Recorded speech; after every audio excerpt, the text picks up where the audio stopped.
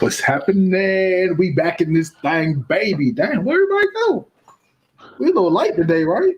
Oh well, fuck it. Y'all tune in later. They be here. What it is, y'all? Your boy Taylor May Rocky. I know it's Thursday, and y'all know what time it is. The No Filter Show, and I'm always joined by my great co-host. Man, and of course, this is your man G.I.M.O., aka Red Nose, aka non-GMO, and of course, the Red Nose stand for the people, not the clown. Man, we in this motherfucker. You understand me? And this is the Blue Phoenix. Where the hell is everybody? What? They'll be back. Right? They'll be back. Hey, do I have? Hey, look, I'm channeling my inner K Quick. Yo, did I do it right? Did I know? You didn't do it. There we go. Hold on. I couldn't get back in time. That 30 seconds be going by fast as shit when I'm trying to share this shit. God damn. I'm like, no, I'm sharing it. I'm jotting the post down, and I'm like, all right, here we go. I'm like, oh shit, I'm late. Let me get back. I'm still trying to post. You gotta do your intro, man. Hey, well, since I'm in here, back like we never left. With some, hold on. I'm tripping. Hold on. What's going on, everybody? It's the one and only Mr. A6 villain in the white mask. They call me K Quick. Make sure you get that Asylum album. But yeah, they call me K Quick. Beast Bars and Faith. You know the team. Shout out MC Rest and the whole team and all that stuff. TFG. You know, K Quick. That was perfect. Right. They should have never gave you niggas reverb. Hold on.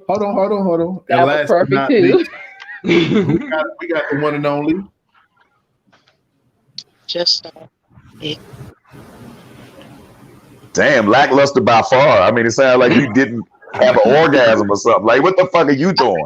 Like, are you in the middle of trying to get one? Like, hello, Star. Hello. How are you?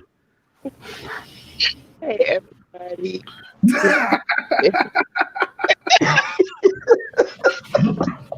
I love y'all, man. Y'all wild. Y'all are so fucking wild. Oh man, what's happening, man? How y'all feeling? Lovely. I feel better now. Okay.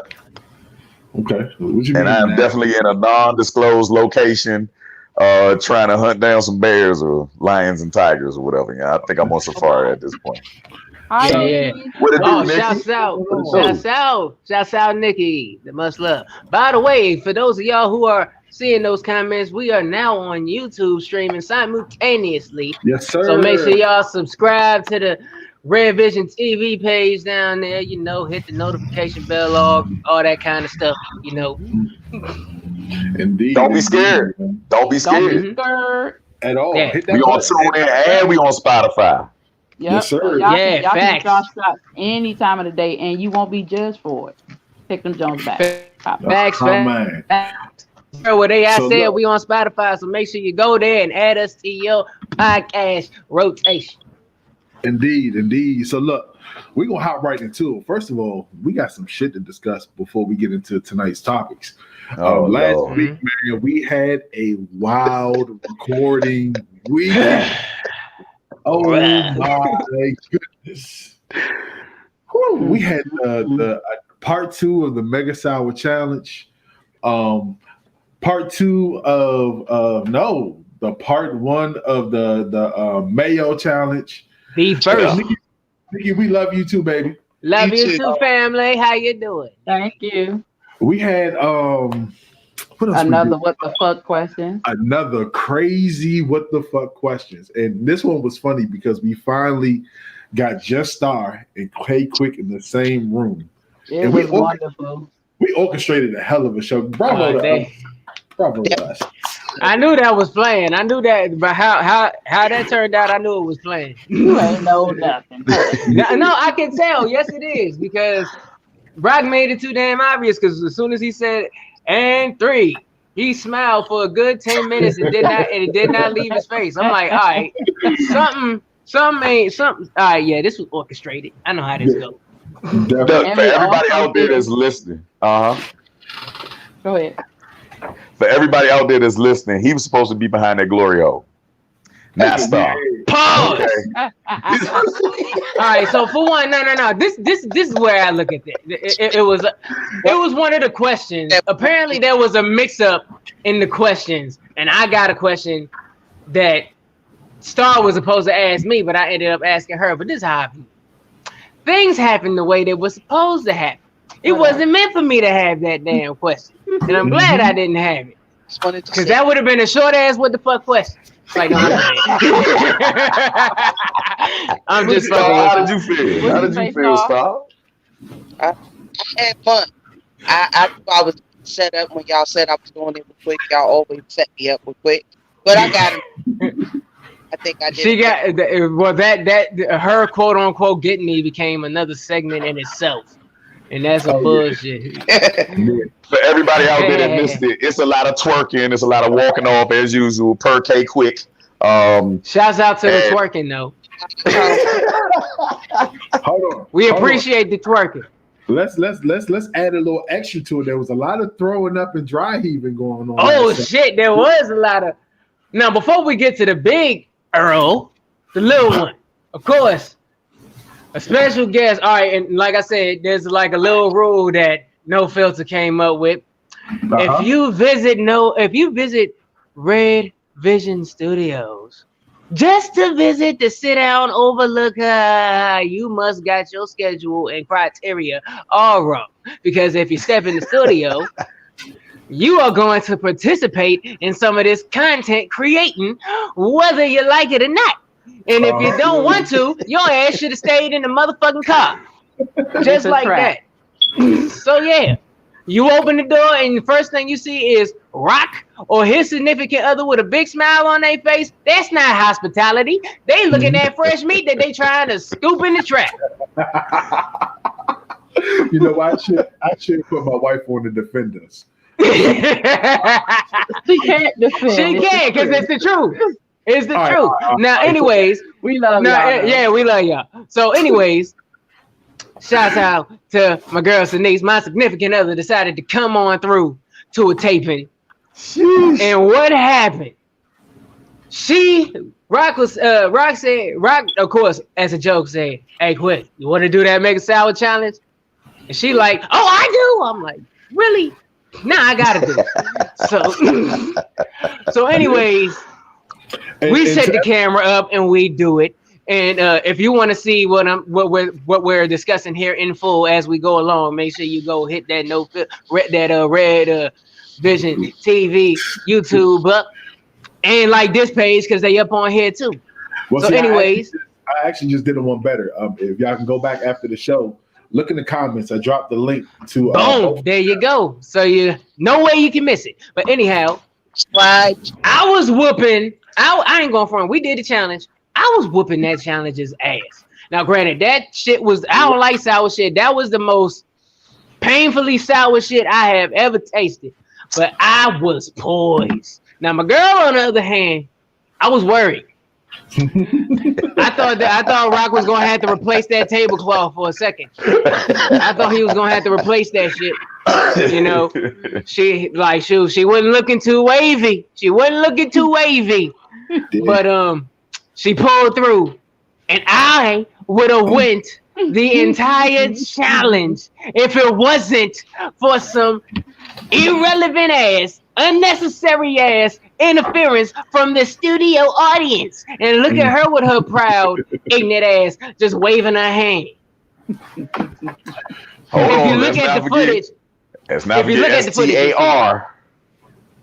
Oh yeah, well, I wasn't worried about Star during that challenge. Any dart she threw at me, I bounced back. But it was the motherfucking healer that fucking threw me off.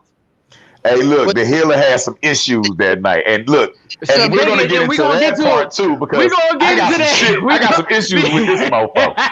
Hey, one of our viewers gave you a new name, man. You might have to add that to your name. What the hell are you talking about? What the hell are you talking about, Willis? Mr. Mayo. Oh, nigga, you better stop playing, y'all. I'm not no damn Mr. Mayo. Firstly, I gotta say, Shouts out to Nikki because every time we drop a video on this challenge, this shows that we pay attention. I pay attention specifically.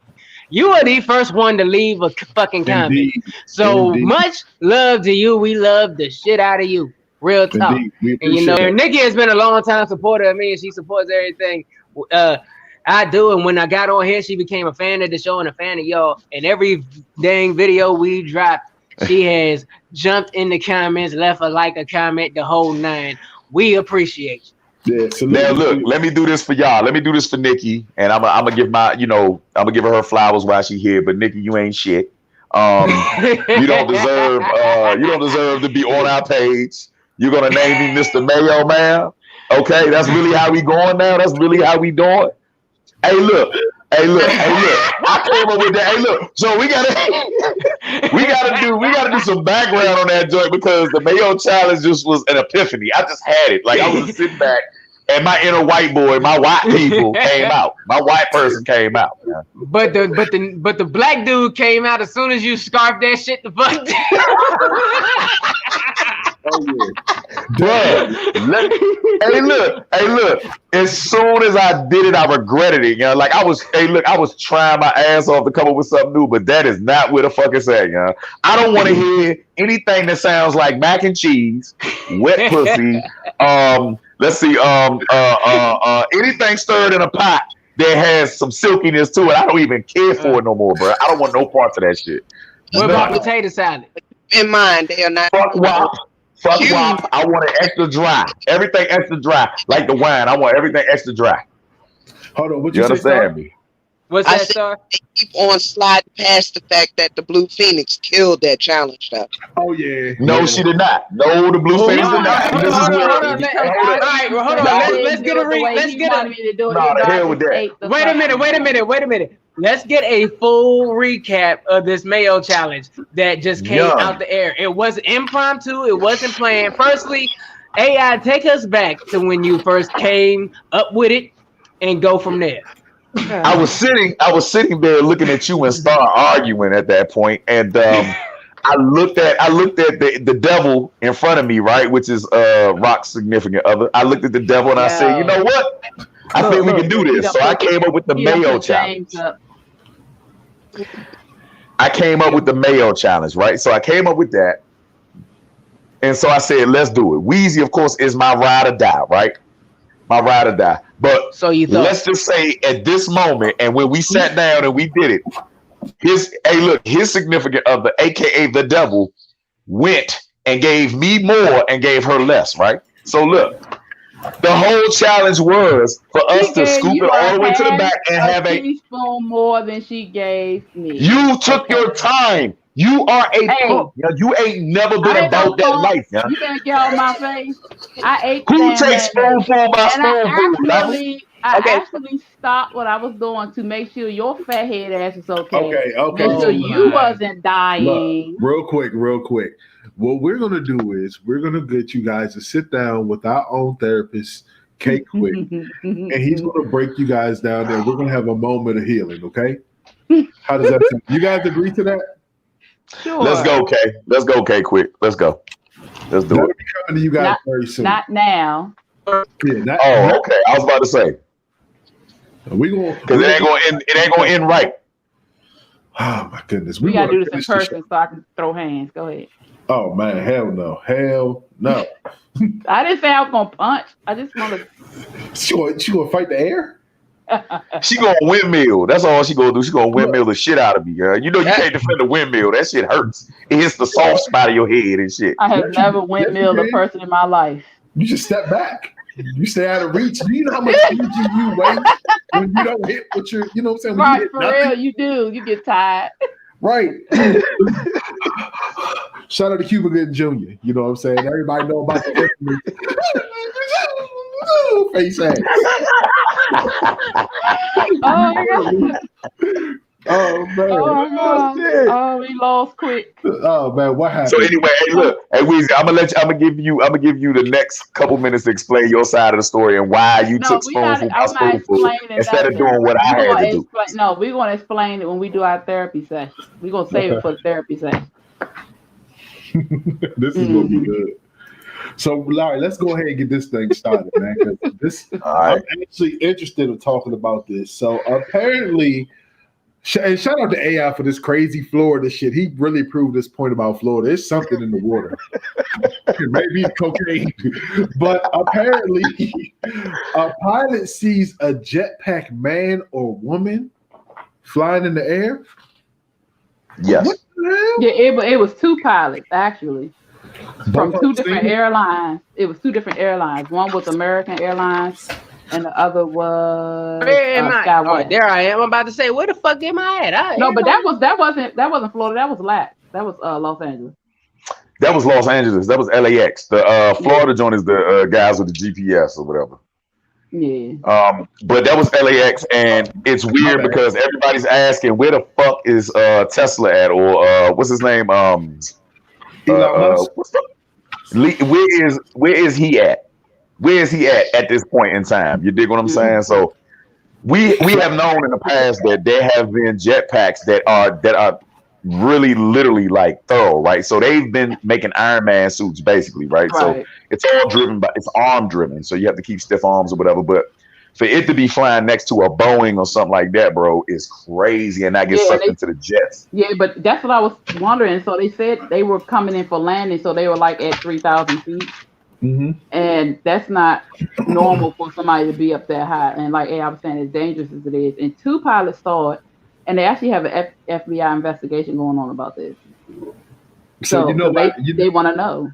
So you know what? Fucking around Russia over there, Joe, acting crazy and shit. Russia over there.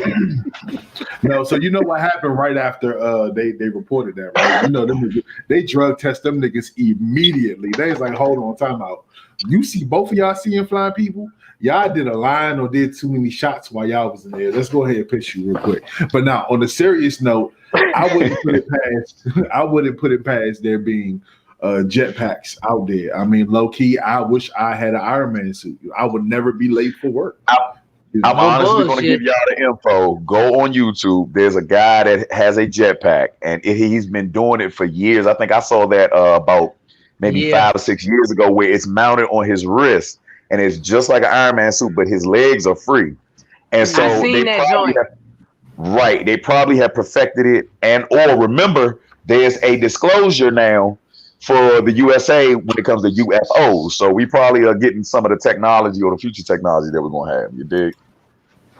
True. Well, I mean, hey, I think I forgot who. I was talking to one of the residents at my job, and he actually builds drones, and he said back in the day that, you know, freestyle, like amateur flying or hobby flying, it wasn't really any laws for them. Like, as long as you don't go above 400 feet in the air, you were fine. You know what I'm saying?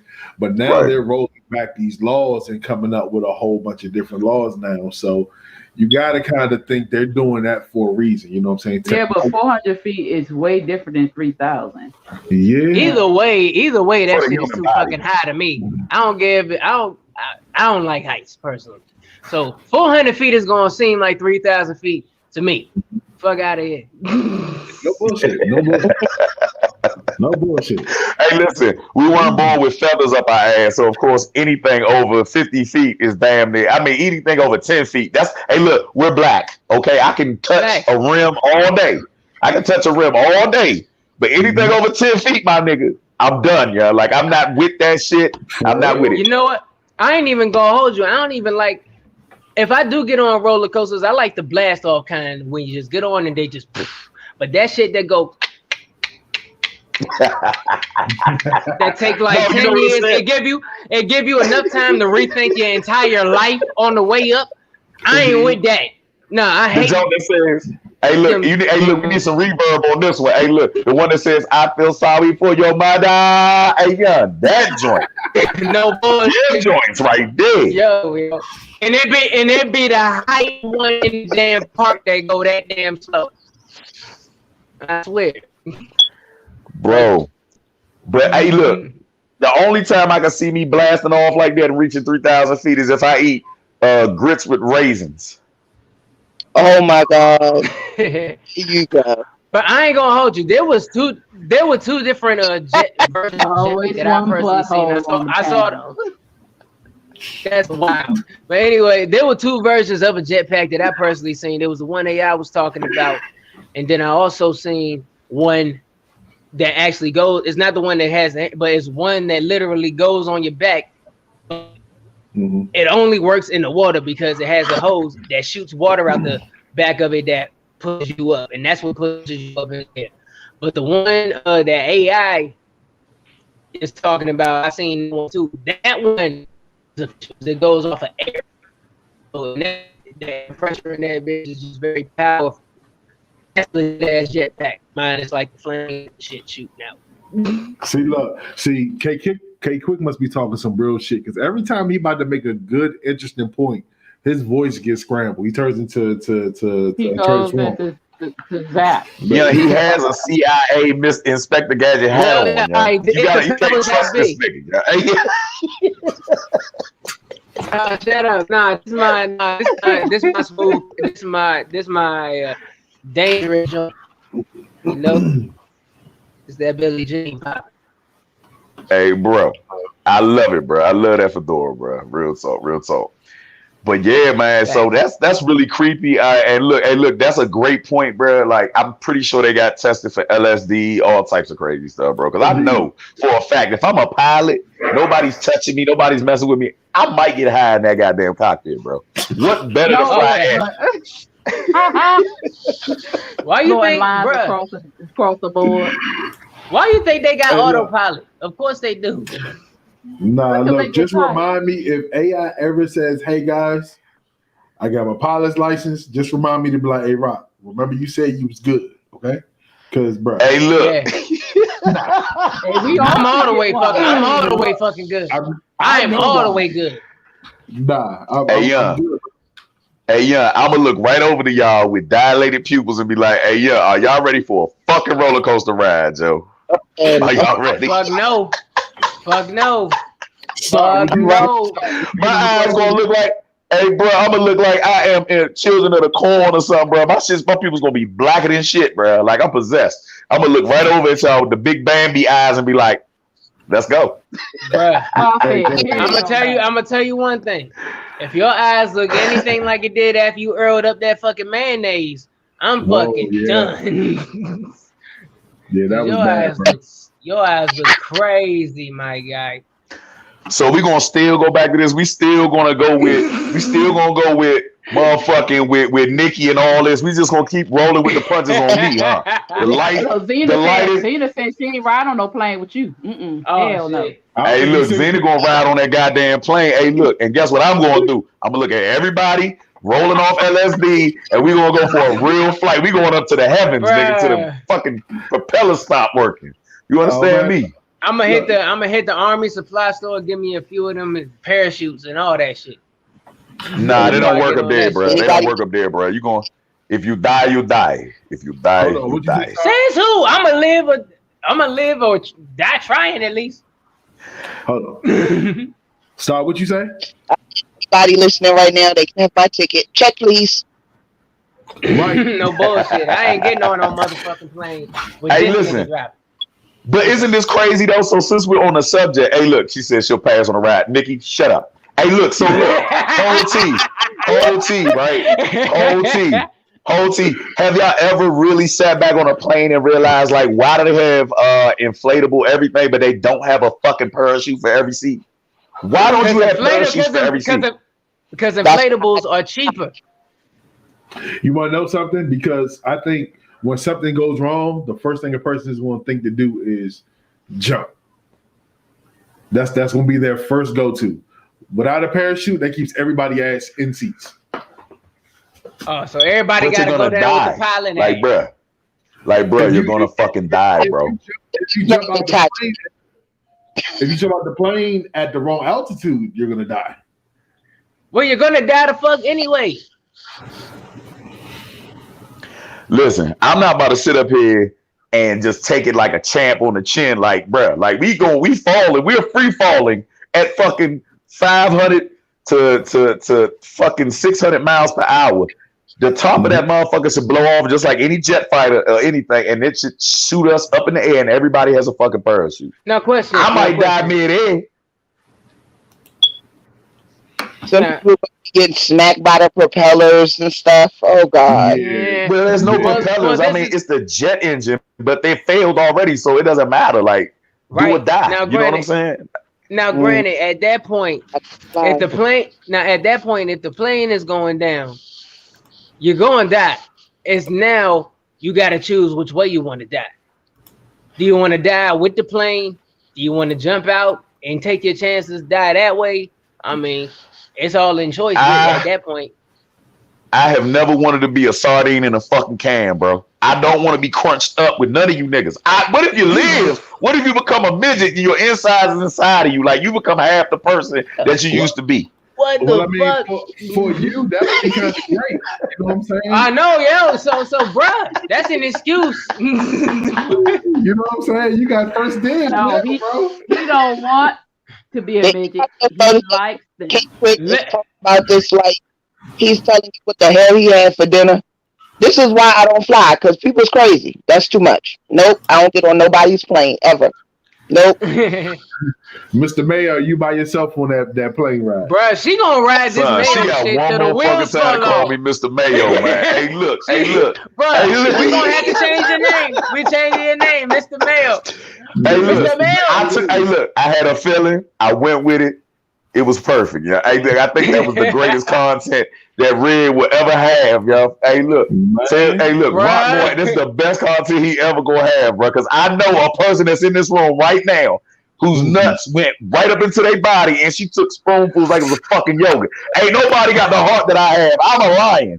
She's a fucking liar. Hey, Nikki, tell me what you thought about her little spoonfuls and shit. That was some bullshit. No, whatever. I ain't gonna front. You words is yogurt in that motherfucker. Like shit. At least I ate the goddamn man. I thought it was fucking your play. But no. Y'all getting mad at the But no, I'm not getting mad. No. In AI's defense, he's no. Don't tell me shut up. No, we go back to the footage. Them two balls. I'm about to say. Over there. You can say now. Granted, he said specifically in the footage. Before y'all started, the object of it was the scarf again. Yeah, and when I went back, I was supposed to do that. We got a confession. Of course, I'm going to admit my part. I always do. But when I went back and watched and I heard, I was like, okay, he did say that. I was not all the way right that night. Okay. Blame it on the alcohol, right? Blame it on the alcohol and contact. Okay. Man, fuck out of here. I'm serious. No, but for real. And so when I watched it, I was laughing. I was like, okay, he did say that. But then I forgot all about that when he started puking his guts up. I went into, oh shit, let me help him, and forgot about the challenge. Whatever. That's why you did it. You just cared so much at the moment. You said, let me take my time with this, or let me not worry about that. Let me see if my partner in challenge is okay. So that's why. First of all, AI, do you believe that she did that purely out of the kindness? First and foremost, I'm not going to relive this experience again. Let's get back to the subject. It's evident. That niggeress right there. That niggeress right there, I would never ride a plane with her, period. You understand me? I don't trust you no more. You gotta earn your right to be my goddamn partner again, yeah? Oh, so we done broke up again on the stuff, huh? I'm gonna get y'all right. When we do the therapy, I'm gonna get y'all right. Y'all subscribe and like the page now, because when I get them in therapy, I'm gonna get them right. Don't worry. I'm gonna get him right. Anyway, I let my nuts hang and she didn't. Yeah, I'm sorry. She ain't got no balls. I don't trust. I don't know how to let my nuts hang because I don't have any. If I would have let my boobs hang, if I would have let my boobs hang, that'd have been something different. Your nuts hang. Jesus fucking Christ. Okay. All right. Look at quick. I ain't never heard that phrase. Your balls are equivalent to our boobs. No, they're not. No, they're not. All right. See, look. I was with you until you said that equivalent shit. I know. Look, don't stop me. Don't do that. It's not equivalent. Hold on. Quick. You ever get kicked in the titty? You ever get kicked in the titty and curl up? You feel it in your stomach when you get kicked in the titty? No, you do not. You do not feel that shit. Breastfeeding and getting bit really hurt. Does it hurt in your stomach? Yeah. Get kicked in the titty and tell me something. Yeah, My boob been stepped on. It has been bitten. Stepped on. Yes. Since all right, by who? Toddler.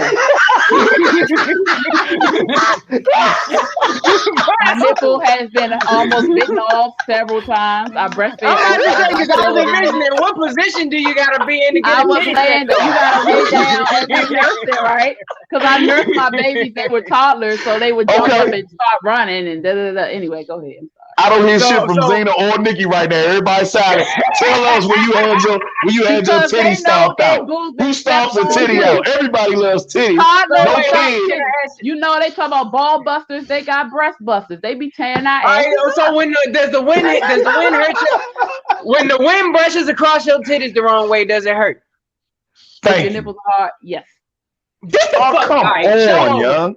Come on. I don't believe that. If we take our bra off and that wind hits the nipples, it hurts. No. Shut up. No. Look, I got a story to tell. Nah, because you loafing. Let me go ahead and get this shit out right now because I've been wanting to vent the whole time. Listen, I was up there. Shut up. Hey, look, I was up that jump.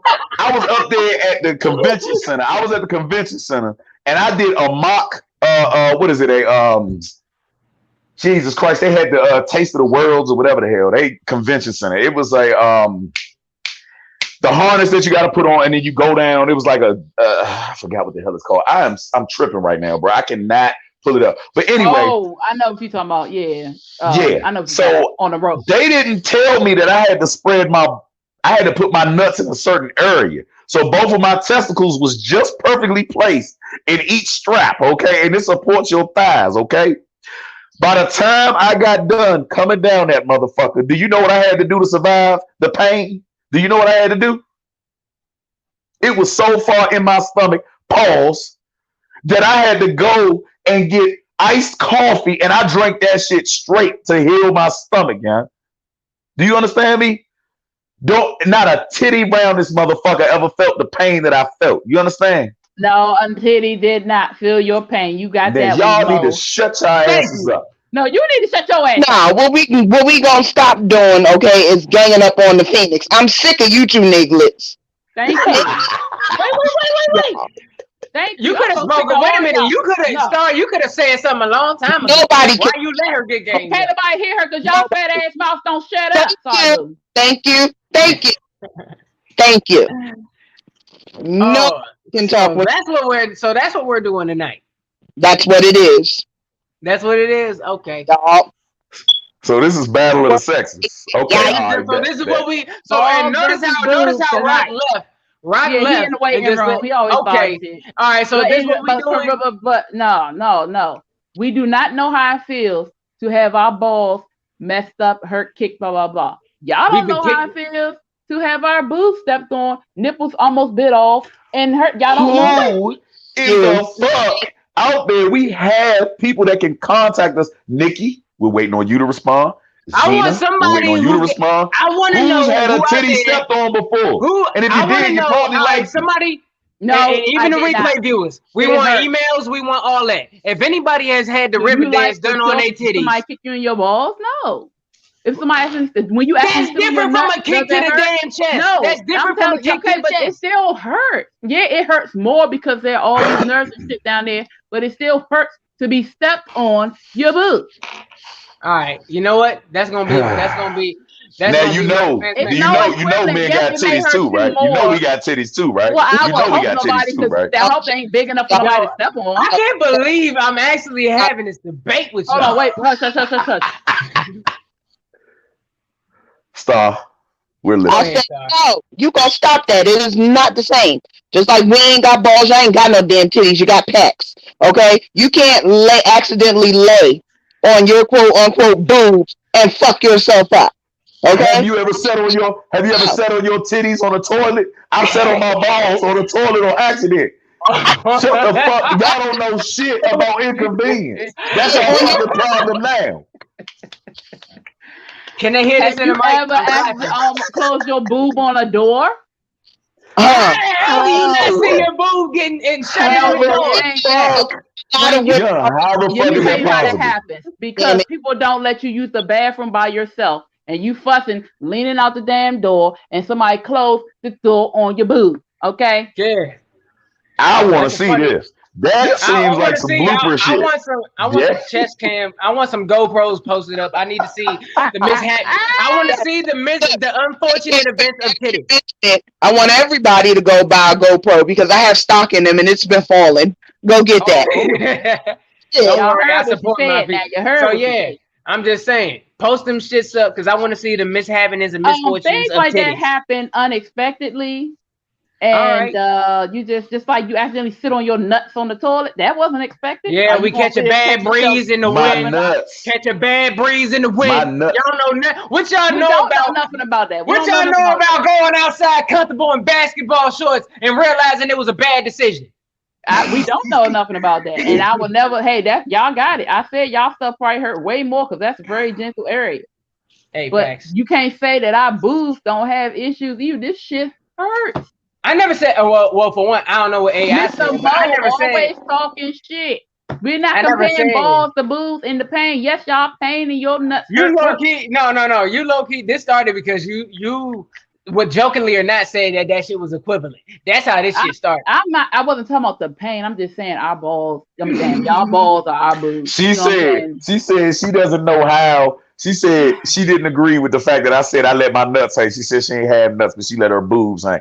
That has nothing to do with the fact. And we got to get back to the subject. Yes, we got to get back on subject. Is that I will never trust you to skydive with, eat mayonnaise with, eat yogurt with, and damn sure eat grits with, because you look like you got roaches in the motherfucker. Look like baby roaches in the fucking grits. Guess what? You can kiss my ass. Okay? You ain't got to eat my damn grits.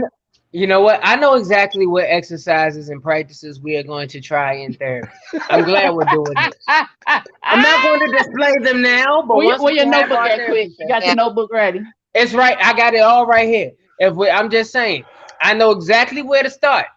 We have to rebuild the bridge of trust, and that's where we'll start at. That's a great place to start with. So, Miss I've had a question for a whole week, and I've been waiting till this exact moment to pose that question. What the hell was up with the raisins and grits? Come on, man. I'm Team Phoenix. I think I've made that. What the hell? Thank you. Thank you. I'm so glad. I eat raisins in my grits. I eat raisins in my oatmeal. That's it. But you know what? So, but grits, I never had it. Yeah. Man. Go ahead. Pretty good. I'm not going to knock it. So got to think about how you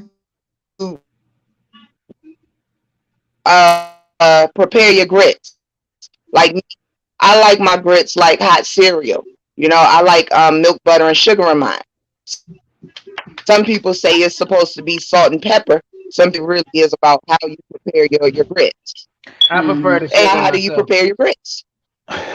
I'm gonna shoot all three of you in the fucking face if I see you put milk, butter, and sugar in your fucking grits. I do Ain't not. nothing wrong with I will shoot all of you in the fucking face. I am gonna say this and quote me now. I will kill all three of you. That is some perverse shit. You understand me? You can get on me about the raisins, but I don't put sugar in my grits, man. Man. And look at his ass. He's sitting in the waiting room just watching TV. Rock had to go take a shit. That's what he just coming back from doing. That's why he feel relieved. So check it out. Mother Nature just flipped my power on and off. So I just lost complete power and everything. You know what I'm saying? Is it storming up there, bro? Yeah, man, it's getting. Yeah, it's storming over here too. It's raining cats, dogs, and frogs, my nigga. Well, it's not. It hasn't gotten over here just yet. But I'll say this: luckily, we were still live. It didn't affect the live. Indeed. Hold on, Star. You said yes. That's messed up.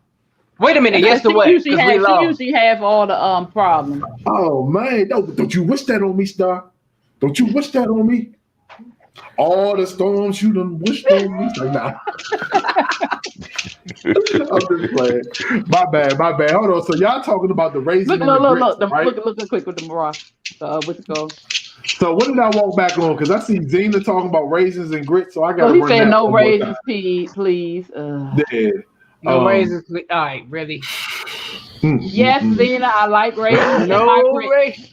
Hey Zena, I'ma shoot these motherfuckers in the face next time I hear anything about butter, sugar in them damn grits. I don't know about butter, but I like Thank sugar you, in my Nikki. shit. Thank you, Nikki. She put salt Nikki and can butter shut in her up. grits. It's preference. It's preference. But no. She said salt and butter. She said salt and butter. Okay, I like her for that. I like her for that. Hey, look, hey Zena, hey look, hey Zena, that's what's up. I put in mine. That's what I put in mine. But I also put raisins. Yeah, but you put fucking raisins in it. If you want like a fucking bagel, that's like a raisin bagel. Like what the fuck are you? Like you're confused. No. Raisin bagels be hitting though. Raisin bagels be hitting. So it's okay to eat raisin bagels, but it's not okay to eat raisins in my grits? Yeah. I don't like raisins and shit. Okay. Okay, well mind your business. It ain't your food. And when I make my grits, I put salt, butter, and raisins in my bowl. And I make salt, pepper, and butter in the whole pot. Hey, listen, y'all. Everybody out there that's listening right now, Zena, Nikki, everybody else that's listening right now. If you go out there near a homeless person's turd, this lady right here will pick it up and pick the corn out that motherfucker. That's how weird you sound. God. You gonna pick the corn out of a homeless person's turd, yeah? You sound so fucking weird right now, corn out of a homeless person's turd, though. Yes, that's her. So do you want me to display your weirdness? Your weird sandwich? What is my weirdness? What is my weirdness? Your weird sandwich? What is it? You told us about. Oh yeah. Please, come on. You ain't gonna be like, for one, you can't say her shit is crazy when you eat the shit you eat. Hold on now. Disclaimer: before they go in, everybody out there that had peanut stew. Everybody that had lamb with peanut stew. Everybody that had peanuts in their goddamn. Don't make it okay because you giving me a hard time about my goddamn raisins and grits. You like turkey, cheese, and peanut butter sandwich. And what? And just like it's an and with my raisins. Get off my raisins. I get off your peanut butter. Cheese and peanut butter. And well, I can't say nothing about that because I will take a scoop of peanut butter and have cheese with it too. I like peanut butter. But thank you. Not on a sandwich with turkey. So how about this? Before y'all niggas get ignorant on me, let me say this. Cheese and peanut butter. I like stuff like that. But you still eat the shit that make you crazy. But y'all motherfuckers sit up there and eat cheese crackers with peanut butter in between it. Everybody loves cheese crackers with peanut butter. Who didn't ever eat that in school? Everybody does bread. Okay, but you're not gonna keep on disrespecting my grits and my grits with the raisins. When you eat your sandwiches like that, dog nuts, chill out. Step on a titty, nigga. Step on a fucking titty, light skin. You come step on. So I can punch you. Hey. Is that what it is? What I do is fuck your. I'm gonna disrespect you like Rick James. You understand me? To that couch, it's gonna be over with. You understand me? So yeah. So is this where the saying "tough titty" comes from? Tough titty. You never heard the saying "tough balls"? You can't have tough balls. No. Our titties tough. You can't. Our titties ain't no such. Because baby stomp on them young. They stomp on our boobies and they bite them. Yeah. So in other words, over time your titties build up a tolerance. Balls are sensitive forever. Yes, they are. Forever. They are sensitive forever. They are sensitive forever. I think Star was trying to say something. Oh, I'm sorry. Sorry, Star. Sorry. I would ask real quick, what is his weird peanut meal? Oh yeah, what's your weirdness? Well, I'm my weirdness. I'm just weird. Or are you just talking pertaining to food? Your weird peanut. Your weird peanut. I don't. For some reason, to me, it tastes good. Peanut butter jelly is the only thing his ass eating. No, fake like y'all don't like a good peanut butter and jelly sandwich. Yeah. I want y'all to sit up here and lie. That is awesome. I don't. You said what? My grandmother, she put peanut in her pizza. And I fell in love with that. So. Repeat yourself. Repeat that. Your phone was cutting out. Say it again. I said I don't eat peanut butter and jelly. But when I was growing up, my grandmother used to put peanuts in her Pepsi. I fell in love with that. drinking Pepsi. No, that's old school. That's a Southern thing. Yeah, that's peanuts in your Coca-Cola or your Pepsi. Yeah. Oh, shit. Yeah. That's crazy. Thank you, Zena. Thank you. Thank you. I am not the only person who has breastfed. Listen, Zena, you need to shut the fuck up too, because ain't no man ever gonna say, ain't no man. No, you be quiet, because there is no man on this planet that is gonna nut feed their kid. If we had to nut feed, we be complaining too. Now, after a while, you understand me? And that's the thing. Y'all can take a bite to the nipple. We will die if our nuts get bit. That's oh my God. Hey, let me tell you something. You nibble it right. It's big facts. It's big facts. It's big fucking facts. So on another note, I'm waiting for our guests to tune in. You know what I'm saying? We got Ray Robinson and Miss Erika Ella coming in. Ray is with Whiskey Wright. I'm sorry, I'm a little tongue twisted. I'm just getting back in the groove.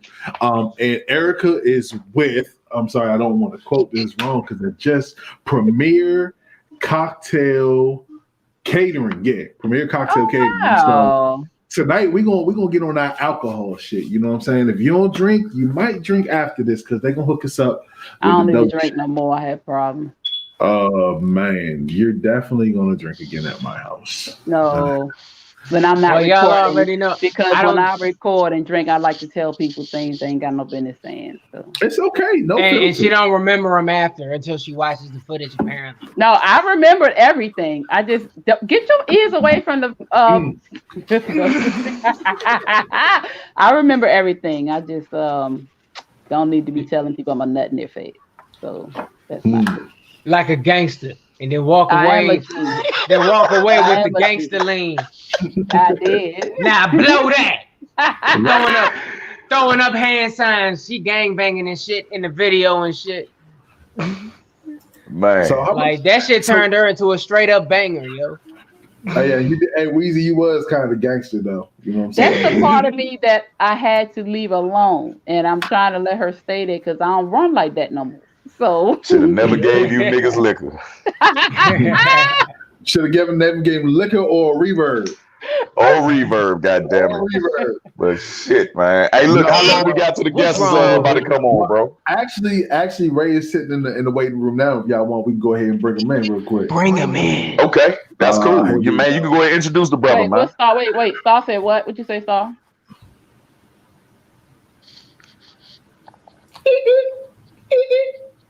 That's my cricket sound. Let's introduce the homie, man. All right, bring him in, Rock. All right, so y'all already know what it is. Introducing my man Ray Robinson, co-creator of Whiskey Wright. I actually just sat back and watched this man hustle. You know what I'm saying? Put this work in. I'm seeing it pop up in the whole record stores in the DMV. Everybody, show some love for the homie Ray. What's going on, bro? Shouts out. Much love, homie. Welcome. Can you hear us? Boy, you look drunk, Ray. You look drunk right now, man. You ain't getting high on your own supply, are you? Yes, the hell he is. Hey, AI. You know every time, you know good and well every time inventory gets stocked, he got to test it. Of course. He's testing the inventory. Hey, Ray, we can't hear you, boss. Nah, you can't hear me at all. I can hear you a little bit. There you go. All right. Better? Yep. Yes, sir. Y'all hear me? Yes, sir. Yes, sir. I apologize. I just got a new earbuds. This is my first time using them, so you guys use them. Say less. So look, do me a favor. Tell the people about who you are. You know what I'm saying? Tell them a little bit about the brand. So I'm actually Aiden is my son name, so you call me Aiden, but it's okay because that's always been my page name, and I'm gonna keep it my son name forever, you know. So, but my name is Ray Robinson. I'm one of the I'm the president of Whiskey Wright LLC. Yeah, basically a whiskey brand, but we also co-packing company too. So we have multiple brands, but we started with Whiskey Wright in 716. Can y'all hear me? Yeah, most definitely. Okay. So let me ask. So what? Okay, go ahead. Give me one. Turn it on my Wi-Fi. Okay. I'm sorry. Oh, Hey man, while you fixing your stuff, man, I thought I was the only Negro with an orange wall. Are you at my house? Oh, what? Are you at my house, Ray? Are you at my damn house, Ray?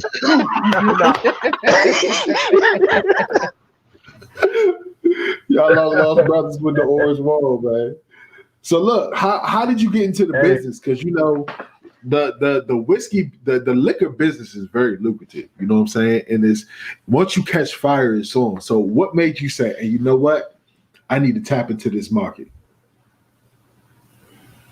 Well, when I was actually a chief engineer for Hilton, and my business partner, he's an executive chef for Hilton, and he was just making it inside of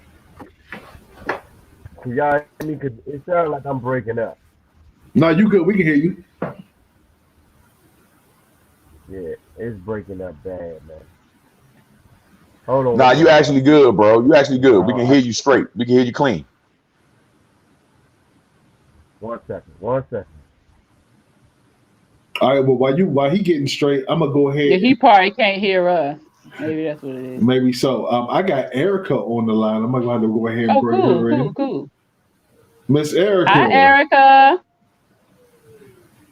Hey, how's it going? Yeah, you're nice and clear. How are you? I'm well. Thanks for asking. How are you guys doing? We're great. Coolin'. Starting trouble, but maybe you can come We're doing well. chill us out a How little you bit. doing, Queen? Okay. So How you doing, Queen? So Ray is getting himself together. So we got you on here. You're with Premier. I always mess it up. Premier Cocktail Catering. Thank you. So hold on. Is that star? Okay. Everybody's coming back into the live right now. So do me a favor. Tell us a little bit about Premier Cocktail Catering. Okay. So Premier Cocktail Catering is a mobile bartending company based in the DC area.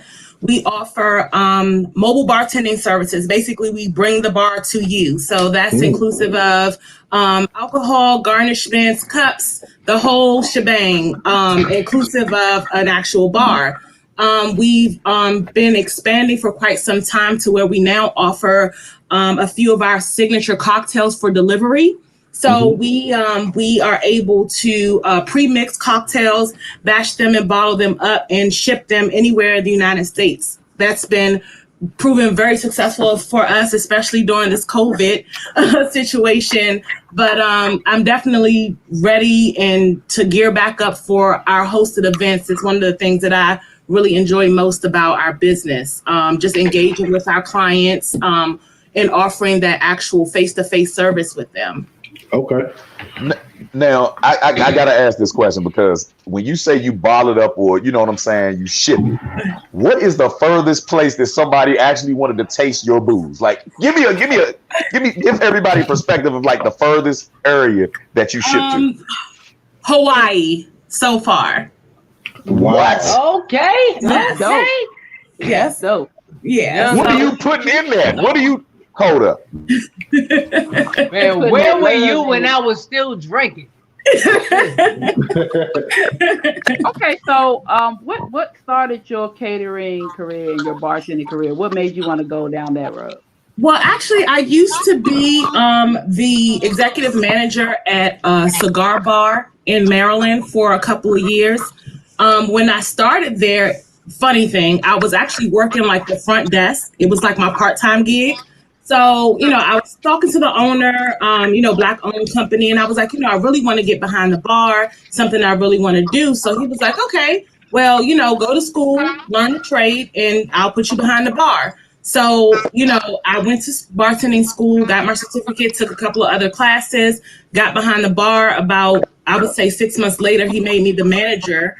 And from then I started to really kind of experiment because I wanted to do more than just rum and coke and whiskey straight up on the rocks. I wanted to really start to dive in the craft cocktails where you use like really specific ingredients. And, I'm all about that taste and that real good experience when it comes to drinks.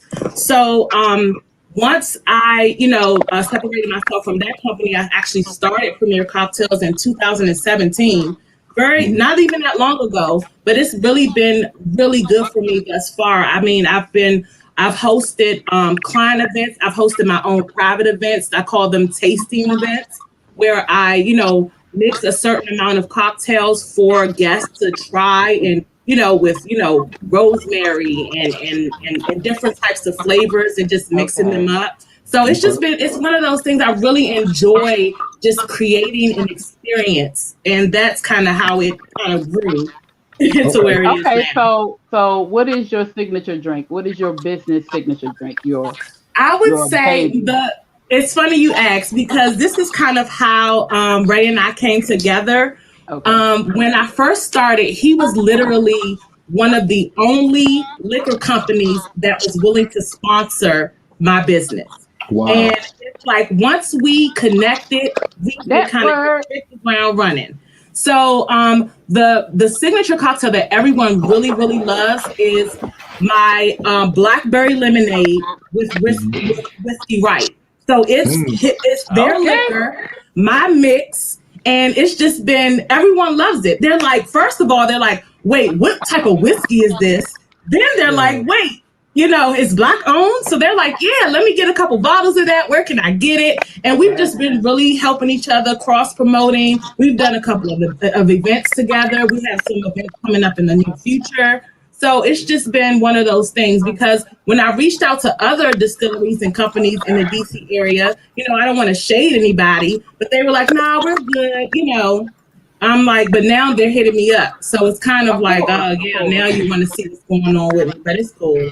A lot of people sit back and wait, and then they want to jump in. Yeah. So real quick, because you guys kind of go hand in hand, and Ray got cut off. So give us a little bit backstory, because I got a question for both of y'all. Okay. You asking me? What other backstory? You're right. Ray, go ahead, because you got cut off when you was telling everybody about you, how you got started. So basically, our quick backstory was my business partner. He was basically making it for different foods, man. He was just testing it out. He wasn't really using it to sell. But one day I came down, and he had basically like a cart full of bottles of different liquors, but it was no label on them. So I could tell. And then he had like some small barrels that he was testing out product in to create whiskeys. So he was using other whiskeys to create like his own personal batches and things like that. So I was curious, being as though I drink. So I was just curious. At first, I was like, like, what do you do with it? Like, he started explaining to him, I know how to make it. I can do this, I can do that. I'm like, so I sampled some of it, and it was great. Like, my business partner, man, he's the bomb. Like, he know how to make and mix and master, because he's an executive chef, first of all. He's good at flavors and tests, flavors. So I took it, knowing me, I took it around the way. So I said, man, let me see a bottle, and I took it to some friends, and everybody liked it. Everybody was like, asking me, where did I get it? It was the Cherrywood Smoke one. Well, I took two. I took the apple. We had Applewood and Cherrywood, but I took the Cherrywood was the hit. They didn't really like that. The Applewood is still good, but the Cherrywood was like the number one. So then me and him thought about it. We tried to get someone to co-pack for us and do it for us, kind of like help us start out, like help us out, but they wanted to charge so much money. So we decided to open up a distillery ourselves and do it ourselves, because they were charging they were like trying to kill us. So we figured out when we started doing some research that it was probably easier for us to just do it ourselves, or we just wanted to do it ourselves. We got tired of other people we got tired of the nose, put it like that, and or tired of basically we feeling like people was like jamming us, you know what I mean? Or wasn't giving us enough product, and it just wasn't gonna work for us. So it kind of put our back against the wall to say, hey, you know what? Let's do it ourselves. And my business partner, he was already making it. So I just felt I had the marketing side, social media. So I was heavy on social media already. I had a heavy presence. I was already on Facebook, Twitter, Instagram. I was already doing all of that stuff. But I was promoting music. So I then turned my customers, my music people that I wanted to market to music to, turn that into whiskey. Right. So That's my side of the story. You know, basically what I did for the company to kind of like get it more known and get it to where it is now. The marketing, I deal with a lot of the branding and marketing and social media content. So everything you see on social media that's posted for Whiskey Wright, that's me posted.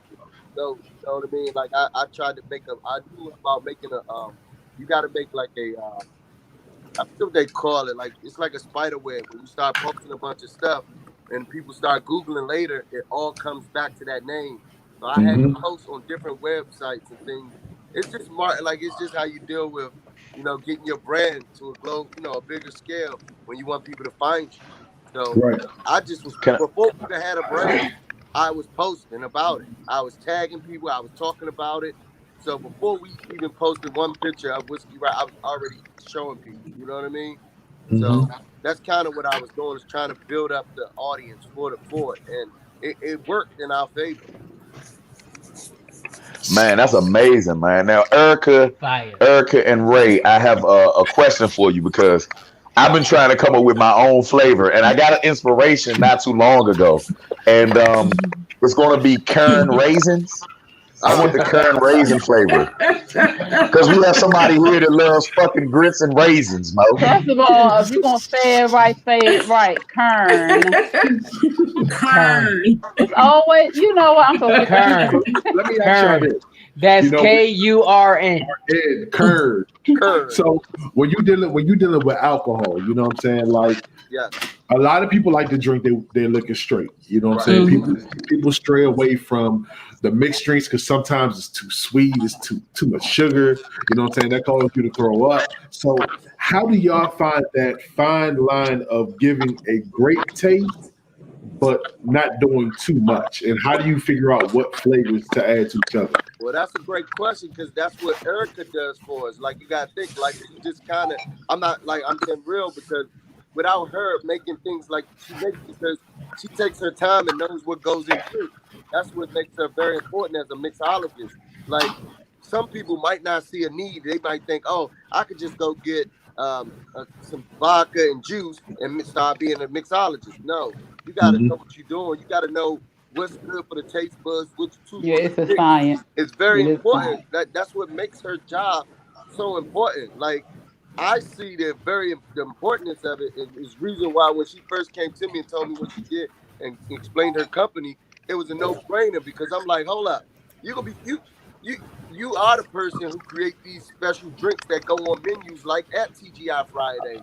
Where do you think they get the flavor from TGI Fridays? Without Erika, you don't have it. Without her, you do not make those specialty drinks that you guys love so much when you go into these chain restaurants and look at those menus. Think about those menus. Now, if you really believe that some just regular old dude that didn't know anything about flavors and mixing and doing what he do could make that menu, you would be totally wrong, because you gotta be able to make it so everyone like it. This is why you go back to TGI Friday and say, oh, I gotta get the bone crusher or the such and such or whatever you get. It came from a mixologist. You know what I mean? It came from somebody who sat there for like a long time to create this stuff. It takes time. So that's where to answer his question is where Erika comes in to create those profiles for us, like different types. But she knows what to put in it. Like, if you when you come to our event, you taste her drink, you're gonna say, okay, I see what's going on. You know what I mean? And this is why she would stay off DoorDash. Right. Stay off DoorDash, Zena. She will have her signature cocktail in the future, because guess what? Once it's just where she's going with it. Like, she already has it, but I'm saying, like, she's going to be on a lot. I can see where she's going with her business. Is why I support her so much, and I'll always support her, because I see you got to, when you deal with people, I see the importance, like, of things. Like, you got to see that importance. You can't just say somebody's nobody. I got to get that, or I could just get anybody to do what she do. Well, one of the most important things, I don't mean to cut you off, Ray, is for me, for our business, I use all premium organic ingredients. I don't use anything that's bottled. I don't use any like bottled lemon juice, bottled syrups. I don't use anything. And any syrups that I do use, I make them from scratch. So I'm going to, my local produce. I'm getting blackberries and I'm making my blackberry syrup on the stove from scratch. I am, squeezing lemons to make, lemon juice. I'm squeezing limes to make lime juice. One of the things that people really are always impressed with is the taste and the flavors, because when you use the stuff that you can just grab off a shelf, it's not the same as using an organic lime juice or organic lemon juice. It's a different type of flavor, so like Ray said, it's important to know and to have that balance as well, because you're right, a lot of the sugars and a lot of those things are bad for you anyway. You know what I mean? So you don't want to, you don't want to consume a lot of that refined and sugar and things like that. It's not good for you. But if you're going to have a good cocktail, use fresh ingredients. That's the best suggestion I can make. Always use fresh. Okay. So let me ask you out this, because y'all deal with the liquors and the alcohol. What's your favorite alcohol to drink straight? And then what's your favorite mixed drink?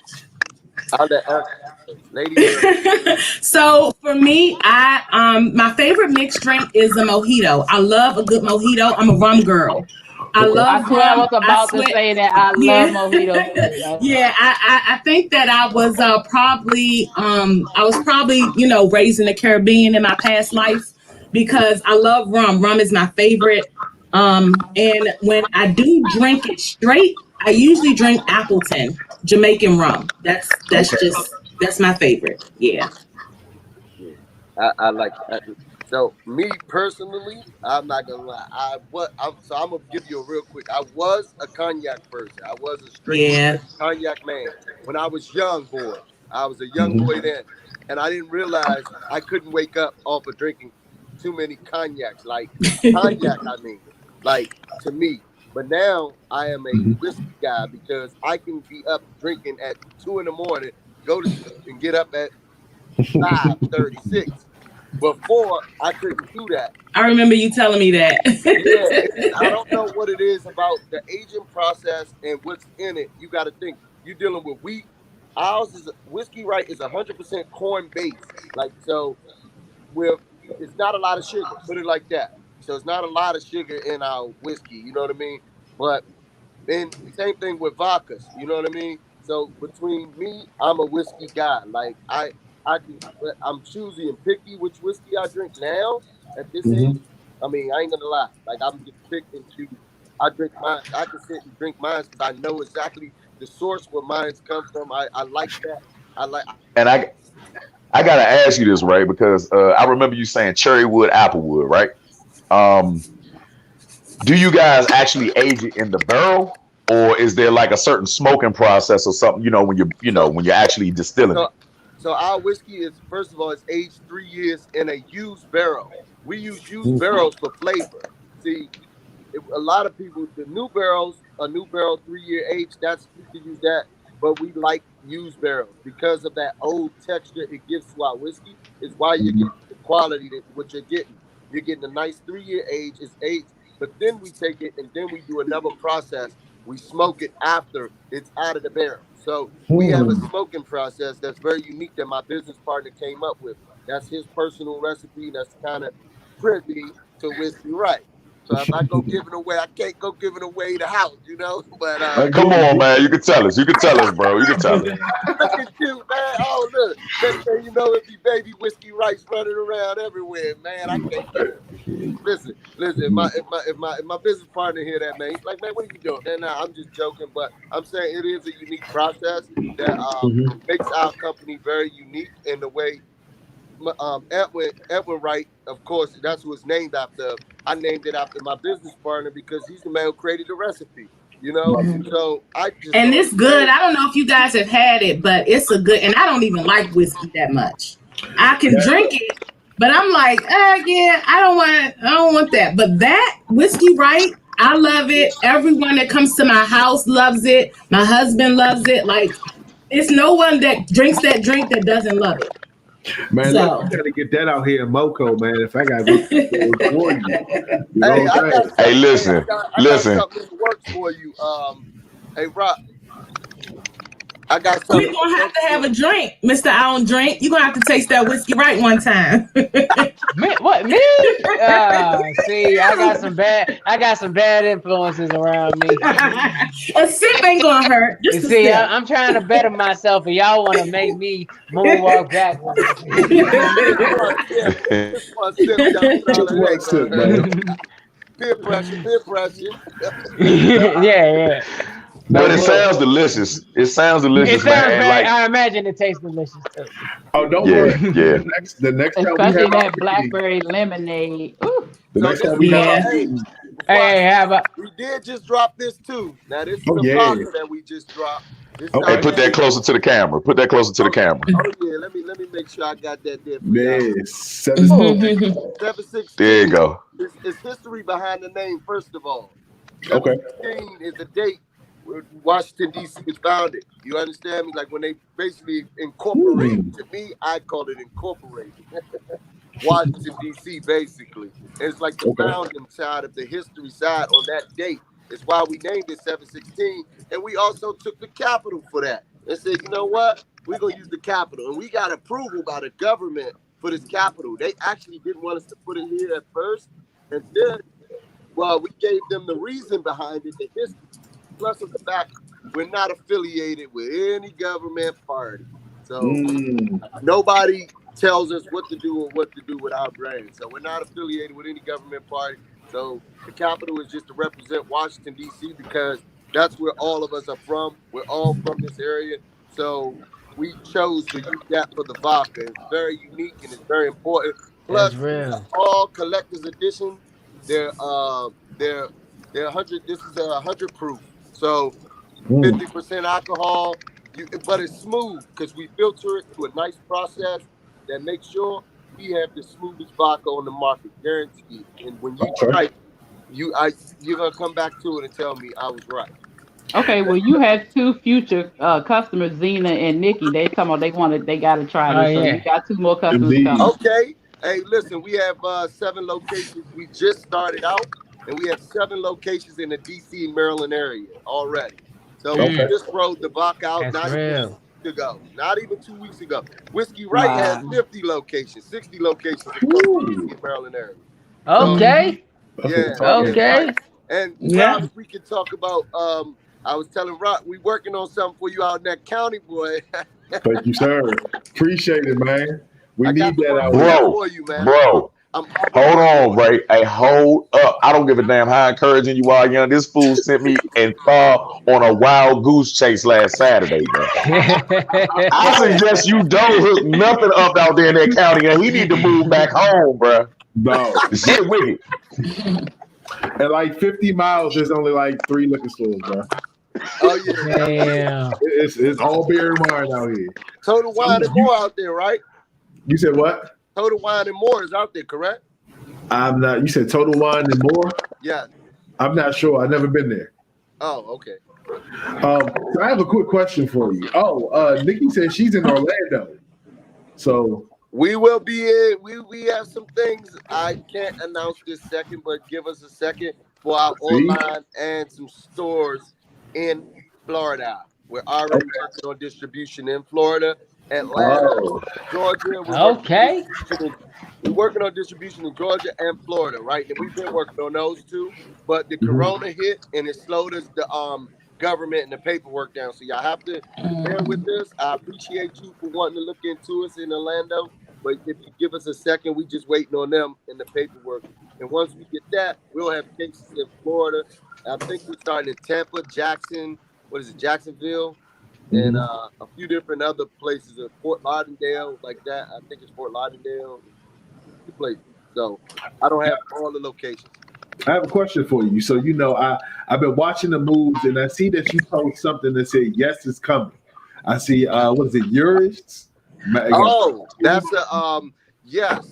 First of all, my sister Donna, she has one too, rum punch too. But Yuri's is also another rum punch that we're working on too. So my sister actually owns Durante Rum. So we have a rum too under the distillery. So we have a rum, we have the vodka. My business partner, another business partner, he has a brandy under us too. We got a brandy under distillery.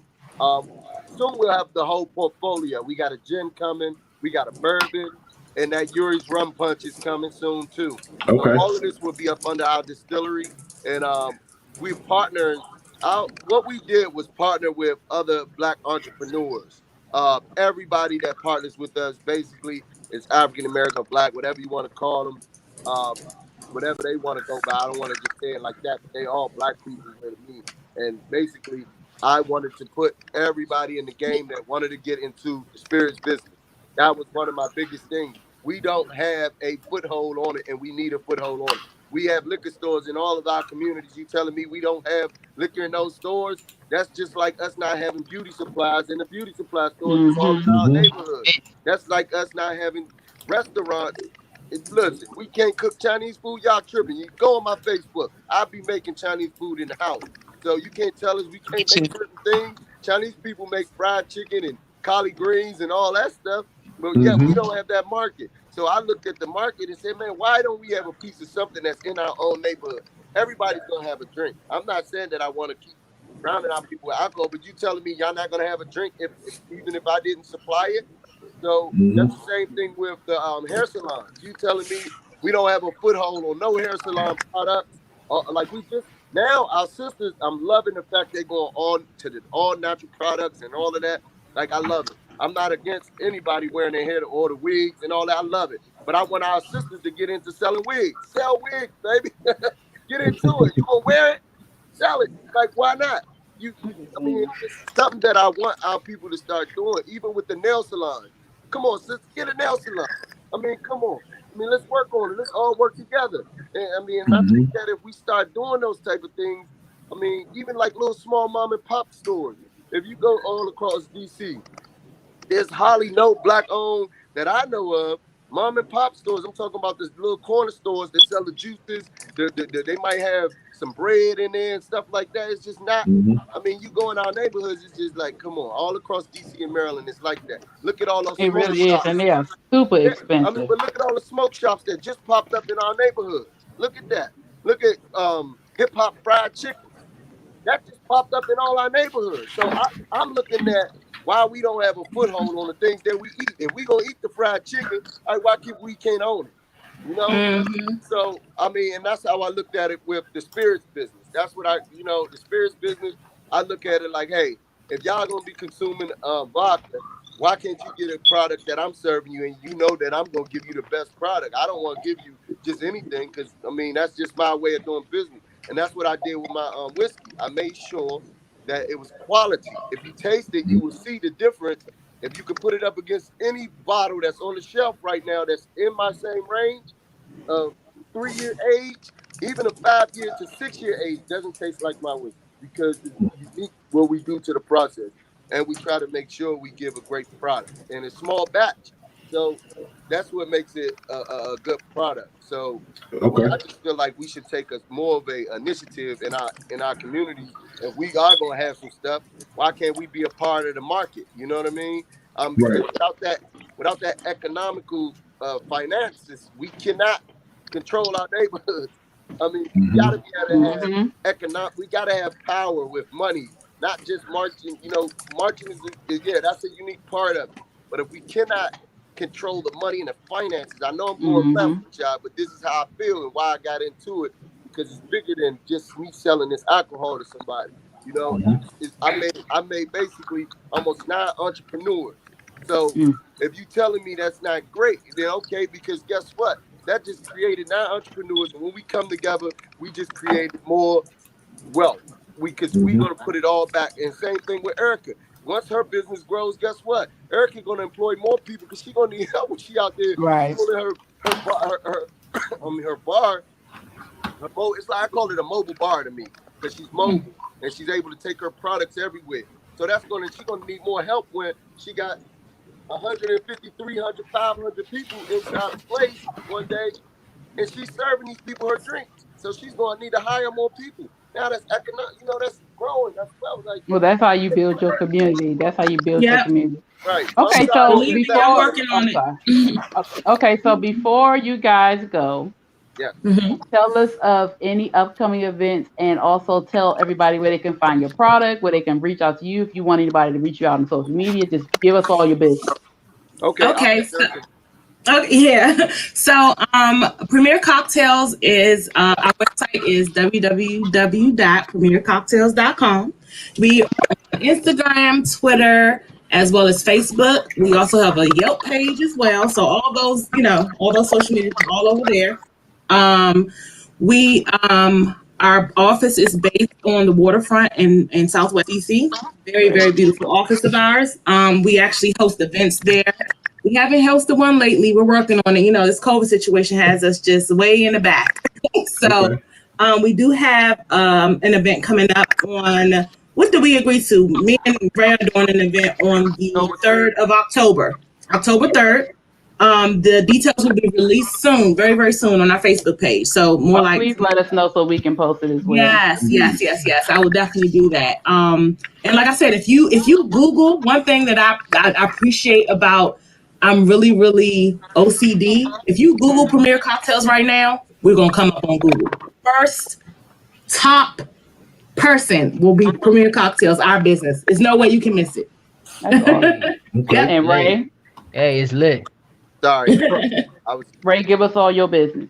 So all our business is everything whiskeyright.com, Whiskey Wright on Facebook, Whiskey Wright on IG, Whiskey Wright on everything, the whole platform. My other one, of course, is 716, but 716.com. You can go to 716.com. You can go to any of the other ones, all Durante Rum, all of those. They all, like I said, those are parent companies, but they're all tagged under my company if you go to Whiskey Wright. So everything Whiskey Wright. That's the way you can find us. So you can, like I said, it's located in a lot of different places. I will be here for a while trying to go through all the locations. But our first store for everybody was Minnesota Liquor on Minnesota Avenue. They have all three of our products: Durante Rum, 716, and Whiskey Wright. That's my man Sonny over there. He was our first person to pick my product up without no question. He said, yes, I want it. And then it blew up from there because of Sonny. One more thing. I'm sorry, before we go. If you guys are ever interested in actually having one of our cocktails, we have a full spread at the new Elroy Bar on H Street. Yep. Donna's the owner. We actually have I think 8 cocktails on her menu if you're interested in having one of those cocktails at her bar. So y'all let me go. Elroy's was my first bar ever. Donna was the first ever put 716 on the menu. I went in there and she didn't ask me no questions. She bought, like, for a bar to buy a couple cases from the door. And she helped me market and brand. So she's also a part of the success of That's wonderful. Okay, so make sure y'all send us those the bar, all this information to Brock. Send it to him so he can put it up under this put it up under the post. Thank you guys so much. We appreciate you guys letting us come on the platform and talk about our brand. We really appreciate y'all. Thank you so much. Look, hold on. Before y'all go, I had a crazy idea, and my team knows I always have crazy ideas. And I know the ladies was talking about doing some type of mukbang, and I never seen it done with alcohol. So what I would like to do is, you know what I'm saying, we can sit down, just let me know what we need to do to make it happen. But you know what I'm saying, we can sit down, we can create the drinks. What are they called? It's called a mukbang. That's what I said. It's basically they sit in front of the camera talking and eating stuff. And in this case, it sounds too much like bukkake. They need to stop with that shit. It sounds too much like Bukkake. I'm done with I'm that sorry, shit. y'all. I hit the wrong button on my phone and I disappeared. But just make sure you send all your information to Rock so we can get it out there for you guys. And thank you so much, so much for giving us so much information and coming to us tonight because a lot you could be doing anything else. So thank you for coming on. Hold on, Weezy. They were talking, Weezy. Hold on, Weezy. Hold on, Weezy. They were talking. My phone acts stupid again. Go ahead. She got stuff to do. I'm about to get out of the way. No. It was. I just want to make sure my phone don't leave me out. I was just saying, anytime he want to do that with the drinking thing, I'm with it. And cheers. I'm with it too. Okay. Just let me know. What we'll do is we'll film it. We'll throw it on the Red Vision platform. You know what I'm saying? We can make commercials while we out there. We can do the whole nine. So let's get together. I'm just saying, if these ladies get drunk on this platform, it's on y'all. Y'all gotta take full responsibility. Please drink responsibly. Right. Hey, no, because if they get to sipping and they like it, they're gonna keep pouring. That's the thing. Right, Erika. We were just having an argument about a titty getting stepped on. Especially Weezy right there. Especially Weezy right there. Are you sure you want her to get too sauced up? I'm just saying. Because when Weezy gets sauced, she turned into an ice cold banger. Like, oh my gosh, I love it. You know that, and I love y'all for that. Listen, keep doing y'all thing, all right? Yes, absolutely. I can't wait to come back. Yeah. Hey, we love y'all, man. Thank you so much. Y'all have a good one. Much love. Now that was super dope. If y'all didn't hear, make sure y'all go get that whiskey right. You dig what I'm saying? Holla at Premier Cocktails. It's on the line. Damn, I said they good, and everybody, what the hell? Hold on. Weezy in the waiting room. We gonna make her wait a little bit. Man, I don't know what the hell going on with her, but yeah. That's it. Hold on. My buddy Star has been really quiet. Star. Yeah. Are you gonna do the liquor mukbang with us? Yeah. I'm with it. There we go. So, hold on. One more question. All I know is I want front row tickets. Hold on. I want to tell everybody, okay, that I have probably the jankiest phone in America. Yeah, I told y'all she got that cricket. No, especially in Gaithersburg. I swear to God, that shit did not exist in Gaithersburg. It's not even a cricket phone. It's Boost Mobile. But wait till I tell y'all the name of my phone, because I bet you've never heard of it before ever. I have a Cool Pad Legacy. Guess what? I have now. Actually, no, wasn't it? Actually, I heard of the Cool Pix, Cool Pad 1 or the Cool Pad 2. I think I heard of that one, but not the Legacy. But man, it's hell. I got this phone because it said that it had more memory than my previous phone. I'm starting to realize now that they played the hell out of me because I didn't have all these problems with my previous phone. Yeah. So you know why I keep on end up going out, because I'll be reading the chat instead of me. I push back, and when I push back, I end up going out. That's why I say what I said, because you never know. I knew I was going to end up going out, and I didn't want to say going out without saying bye. You always got excuses, man. Ain't nobody dealing with nobody that takes spoonfuls of mayonnaise.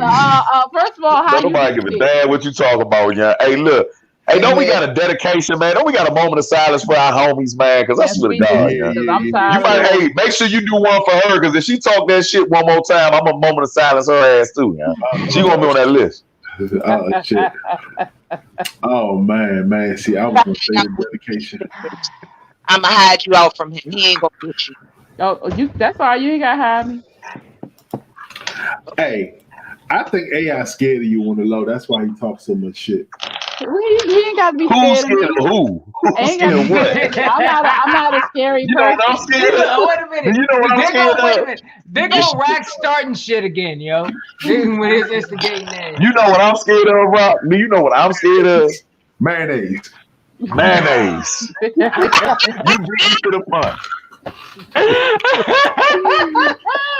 Yo, bro, I was not thinking about saying that. I am so fucking black right now. Yeah, ain't nowhere in hell I'm touching mayonnaise for a while. You understand me? The hell with that. Real quick, before we get to this serious moment, you opened up a can of worms, and then somebody posted in the chat that there's a record for the Guinness Book of World Records for the most mayonnaise eaten. Yeah, Yes. I got that info. So all right, so consider that training. So consider that challenge your first day of training. You got to break that record. Yeah. Oh no, Right, but we y'all good. We need to good. shut the front door because I'm not I doing feel no the whole mayonnaise. right there. All right, so I am either ready. you or Weezy going for this record. We gonna get Guinness on the No, phone. Weezy ain't got- Let me tell you We what her gonna record get is. Guinness. Let me You tell you what her definitely record Weezy is. because you ate that shit like nothing. So I we gonna ate get it Guinness on the because phone. y'all said I had to finish it, but the record is, and her name is Michelle Cardboard Shell Lesko. She ate 2,448 grams, which is 86.35 ounces of mayo in 3 minutes, which is 3.5 jars. I think one of y'all could beat that. All you That gotta shit do make is me eat burp thinking about it. Yeah, y'all shut up about mayonnaise. I'm about to burp. All right. Everybody knows out there. Yo, I noticed the pattern. Whenever AI knows he's getting into some deep shit, that body belching just starts. Them burps just start. Mm-hmm. Hey, bro, and it's involuntary too. It's nothing I can help. And this is only when he knows he fucked up. Shit, right? And thank you, thank you.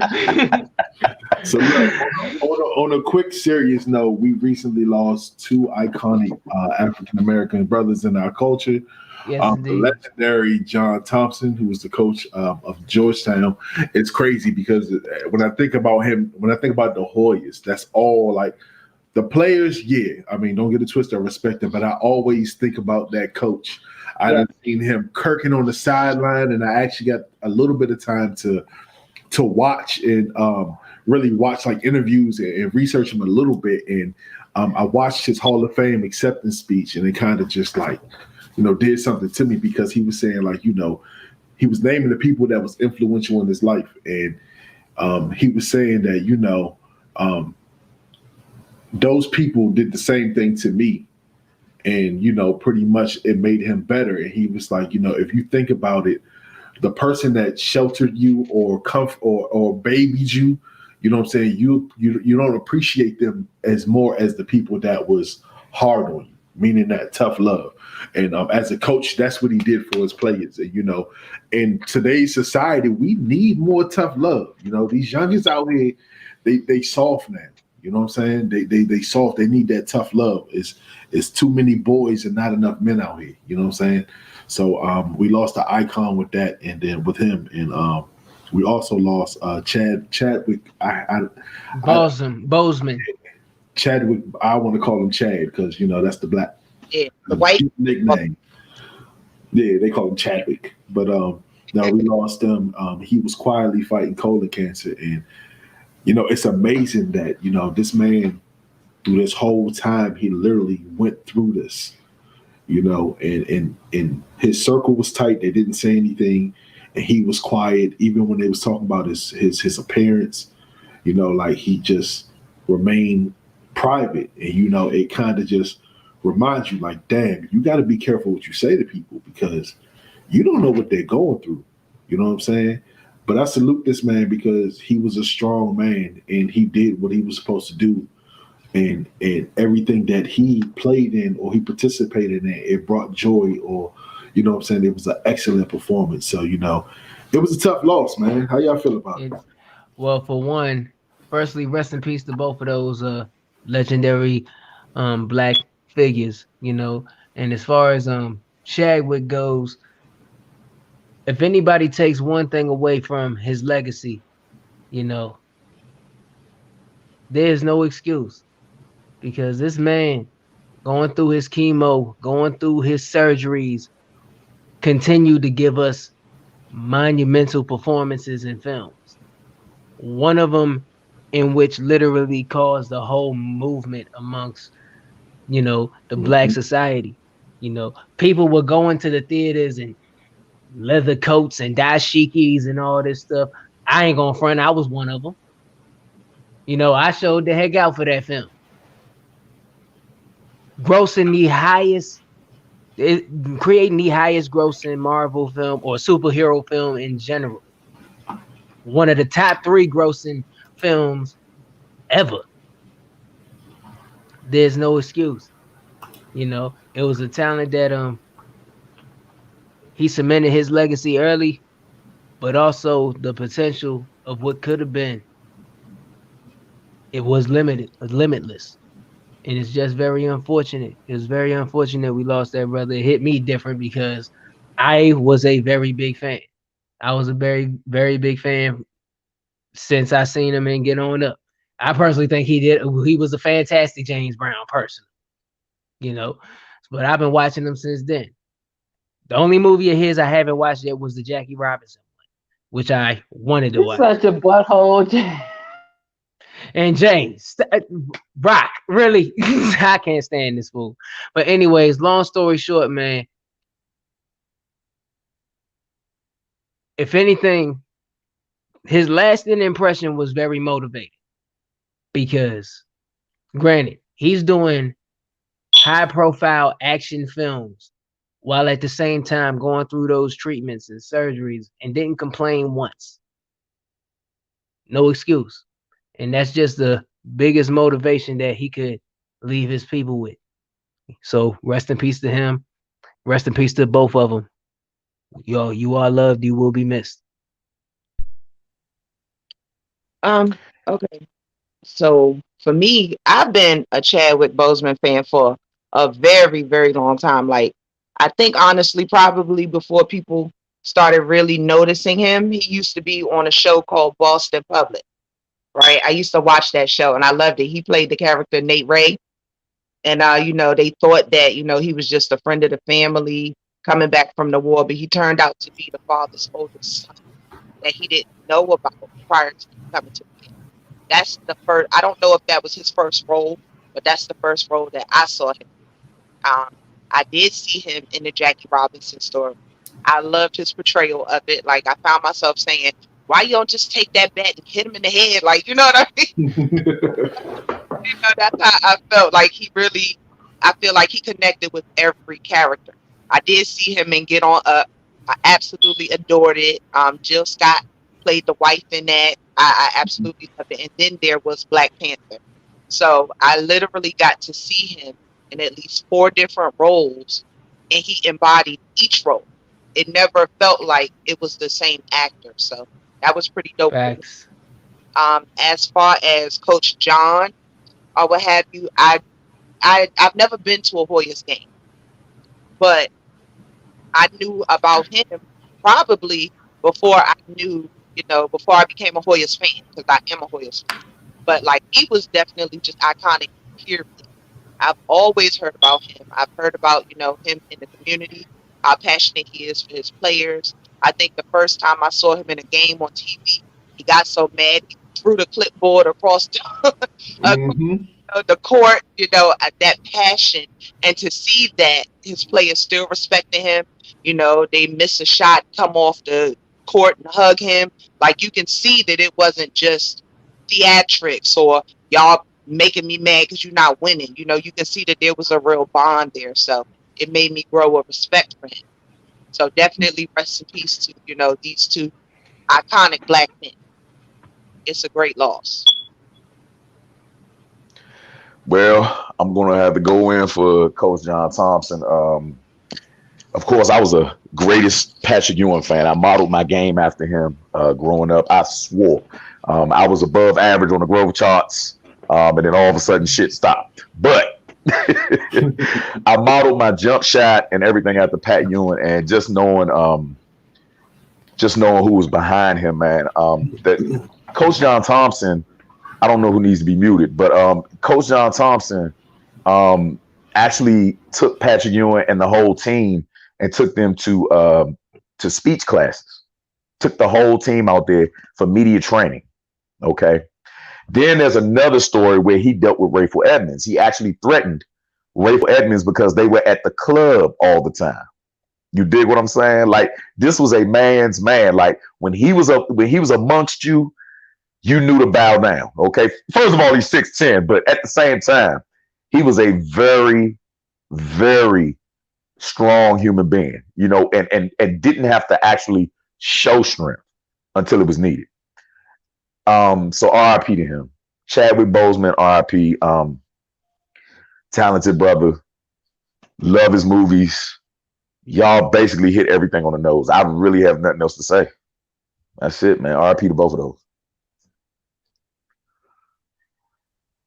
I was just about to say that y'all have said everything. There's nothing else to say. It's much respect to both of them. I think Big John, and I started laughing at the 6'10" because when I found out how tall he was, I cracked up laughing. So that's how he was able to deal with all these tall ass. And I love Patrick Ewing too, and Mosby. I mean not Mosby. Matumbo. The kicker. So no. And so just seeing all that, and I love the difference between them. Yes, they both left a big influence. Big John was older; he had more time, but he also did more things. He had to do what he had to do. Like AI said, he had a big influence, and it was at that time needed. All the championships and everything that he did with the Olympics and all that stuff is great. But at that time, those years, they needed him there. When Chadwick was born and the things he went through, he went to Howard and everything, all the things that he went through at this time, our generation needed him, to show greatness in a man. And so both of them have left wonderful influences and wonderful examples of powerful, kind-hearted, stern when need be, Black men. And so I appreciate them both. And I just want to tell them rest in power. And I hope that people will look at both of their stories and get influenced and learn more about greatness in our men and in us, because we need men to follow. We need men to lead. I mean, we need to follow our men, and we need you guys to lead. And those are wonderful examples of men. And with that being said, dedication.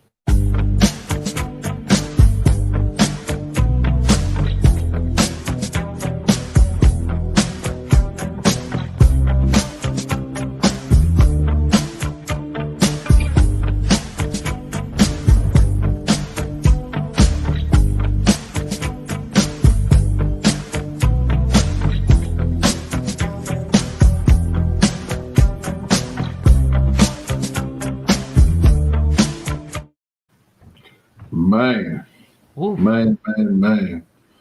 Icons, man. It's it's just a reminder that you gotta cherish the ones you love and never neglect them. You know what I'm saying? Life is extremely short. You know what I'm saying? People dying every day. You know what I'm saying? It's crazy as you get older. You're watching legends and icons that you looked up to. You know what I'm saying? People that you feel like you've known because you watched them on the screen. You know what I'm saying? You don't heard them on the radio. You know what I'm saying? You don't watch endless media about them. You know what I'm saying? These people is just slowly fading away, That's crazy, man. We're gonna have to get into a little more lighthearted topic. Yeah, but before we cross over there, let us point out the fact of that wonderful dedication that Mr. Rock did himself. It was awesome. And thank you. No problem, man. I had to do it for the big homies, man. Mm-hmm. Real talk. I was gonna talk about the kids going back to school. I think. Oh, don't stress us out. We don't need them. We gonna have to ask Ray and Witch Card to come back for that. No, we got to bring the smoke. We got to bring the smoke on that because I want to hear from the ladies. Well, for a few minutes, because it's gonna be quick. Well, look, let me say what I gotta say real quick because I ain't tripping. My kids teenagers. They know what the fuck to do. I'm done.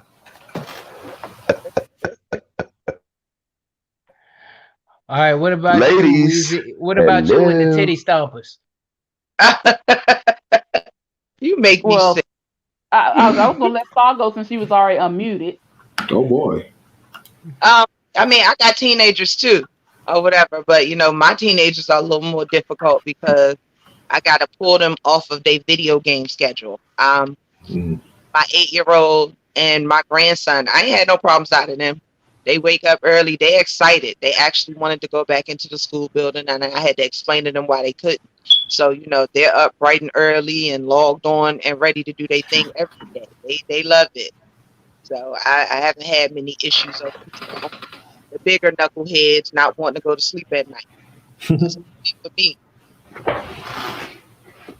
Well, I have a combination. Okay. I have 4 with me, 1 with their father, and he's of course old enough to do stuff over there. I ain't got to worry about that. But these 4 in this house here, my 2 older girls, you know, they're pretty good, but of course they're off their sleep schedule, so it's wrestling with them to get up. But once they get on and once they call me, like I don't get as much mommy from them. Maybe about 15 times I got to walk back there with them because something wrong with the computer and the teacher ain't come on yet, and maybe they in the wrong class and they got to do A and B day and they don't know what day it is, blah, blah, blah. Once I get them situated, and they're good. But my 2 youngest are 7 and 5. Oh God, my name is called like times 10 now. And then I have to sit here with them, of course, because it's hard for a 5-year-old to sit in front of the computer unless it's something they want to do. And my 7-year-old, he's okay for a while, but the next thing you know, he gets restless. So they do give them a lot of breaks. I'm running back and forth because their teachers want to do scavenger hunts. So I'm doing scavenger hunts for 2 different classes, right? On the tablet. So do they get extra credit because you're helping? No, I don't know. On top of the fact that I have to feed these children. So in the midst of them getting lunch breaks, the lunch break is me getting a break, but in my break, I got to go cook because they hungry. And so I'm actually in school without being in school, and I'm tired. You know what, though? While we on the subject, y'all, you know what I wonder? So thanks, Aiden. Thanks, Ray. Oh, I'm sorry. Those parents who children always stay in something in the school building and they act like their kids is angels. Do you respect the teachers now, teacher mommy and teacher dad, who let their kids ever? Now that you have to be the teacher and put up with your own child at home with you, do you respect the teachers now? Because I have friends that are teachers. So I hear stories that they can't say out loud and they love their students, but they can always tell you about 1 or 2 bad ones who parents don't never come up to the school when they called. You know what I mean? Who don't never want to their phone. And when they do come up to the school, it's always the teachers and administrators' fault, never their child fault. Do you respect the teachers now? Hey, I'm gonna tell you right now. I know my children. That is a great question because you do have a lot of parents like that, and that's unfair because you know how your children are. I know my children. So if a teacher calls me, I'm walking to these schools, or I'm on the bus real quick. It don't take me no time. But so I'm immune. You know, I really don't have too much problems out of my children because I know my children. But I'm gonna tell y'all, homeschooling is totally different from virtual schooling. Yeah, I've done homeschooling. I love homeschooling. I love being home with my children. But this virtual schooling makes me want to kick them out the house. Okay. Now for the people out there, what's the main difference? Like what's the biggest difference? Homeschooling, you set the agenda. You do the planning. You do the like field trips and different things like that. They have homeschooling where they can go online too, but everything usually is online or they send you the books and stuff. This is a little bit different because it's new for the teachers. It's new for the children, and you don't know what's going on. So it's harder for you to, Yeah. Go ahead. The only thing I gotta say is the hell with all my baby mothers because they begged to have full custody when I was fighting for full custody of my kids. And guess what? They called me every other fucking day. You dig what I'm saying? Shout outs to baby mama 1 and 2. They can kiss my ass, yeah. No filter. Facts. Now, question for the parents with kids who have to, meaning you 2 ladies and who else, have you guys came face to face with this new math yet? Oh, please. Did that. I'm asking because, granted, I passed all my math courses. And granted, when I found out there was a new way of doing long division, I was curious. What is a new way? I thought you just do it and come to the correct answer.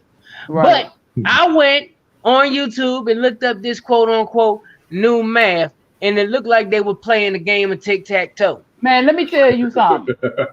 It was Chinese tic-tac-toe. If you want to say that, because it's like China. No, it was Chinese tic-tac-toe. I don't even know what it is, but if that's what it is, I don't like the game. Listen, while you talking about new stuff, I got an alert on Facebook the other day. So they now have a science and technology class that takes children as young as 7 years old to 14 years old, where they basically take your child out of the house, the child lives on campus, and they teach your child from 7 years old all about space and becoming an astronaut. Wow. That's different. Right. Like, and don't get me wrong, when I saw it, I was like, oh, that would be cool. But my 8-year-old, he ain't with the issues. He ain't with shits, okay? Telling him he gotta move away from me to become an astronaut, please. He gonna throw that idea in the trash immediately. But it's just the fact that, you know, it's a real curriculum, it's a real school, and when it's over with, if their grades were exceptional, they have the option to apply for NASA. And I'm like, dang, like some of the stuff, like what the hell are they teaching the kids, and the other stuff, they just light years ahead of anything that we could have possibly fathomed growing up. I know our parents would have loved to send our asses to the moon. That's true, but then also about the fact, kind of like, is it like brainwashing? You have to be really careful with different things like that. Like, it's a wonderful opportunity, but what are they really teaching your children? They teaching them that Area 51 shit. That's what they teaching them. I mean, aliens and diapers, aliens and diapers. So it's highly confidential, and then they do the Men in Black neuralization thing. Like, we don't want you to remember this part. Well, I mean, honestly, I think these type of programs are popping up just because I guess it's starting to come out that we're not alone. You know what I'm saying? And we knew that. Of course we not. Of course we not. You know what I'm saying? I mean, I knew that. No shit, Michael Jackson. I was about to say Michael Jackson told us that. I mean, because like, yeah, I mean, even from like a kid, I already knew. Like, you gotta think about it. The Milky Way is one galaxy out of like trillions, you know. And if space is endless, out of all the galaxies and trillions of constellations and so on and so forth, what have you and all that, they expect me to believe we the only thing breathing and out of all of that. Facts. No, listen. No. I'm still on it because I know we got other topics. I want to ask y'all, did y'all see the press conference when Trump first spoke about having a space force and their uniforms being similar to the police on Earth? Did any of y'all actually see that? I did not. No, I didn't see the conference. I heard about it. I saw it, and the looks on the faces of everybody standing behind him at that moment, like, this mother talk too much. Everybody. We're not talking about one person missing. Everybody had this look like we gonna have to off him because he talked too much. And for me, that was a big moment because we all grew up feeling like, you know, there's got to be aliens out there. We're not the only ones here. Got all of this infinite space, la la la la la. They lying to us. What's in Area 51? Show it, that type stuff. But now we have come into the era where they're starting to admit it. I don't know if they'll ever admit how long they've known, but just imagine the gravity, the weight of that gravity, that they're now finally admitting it, and we got to see that in our lifetime. That's big. That's like really, really huge. So I'm still amazed. They're now saying that they saw the signs of a parallel universe right next to Earth because there's a rip coming in the space-time continuum. I'm like, are you kidding me? Who's gonna get in a spaceship and go to an alternate universe without knowing what's over there? I got an answer, but I'm not going. I said I got an answer for that, but I'm not going to say it. I just want to know who's going to go over there looking for themselves. They said that it's from what they saw, it's parallel to Earth, but time goes backwards there, the opposite way of us. So who's going over there to look for themselves? And you're right, Aiden Roberts. He's absolutely correct. But now they're not trying to hide it in movies; they're speaking it out loud. So it's just yeah.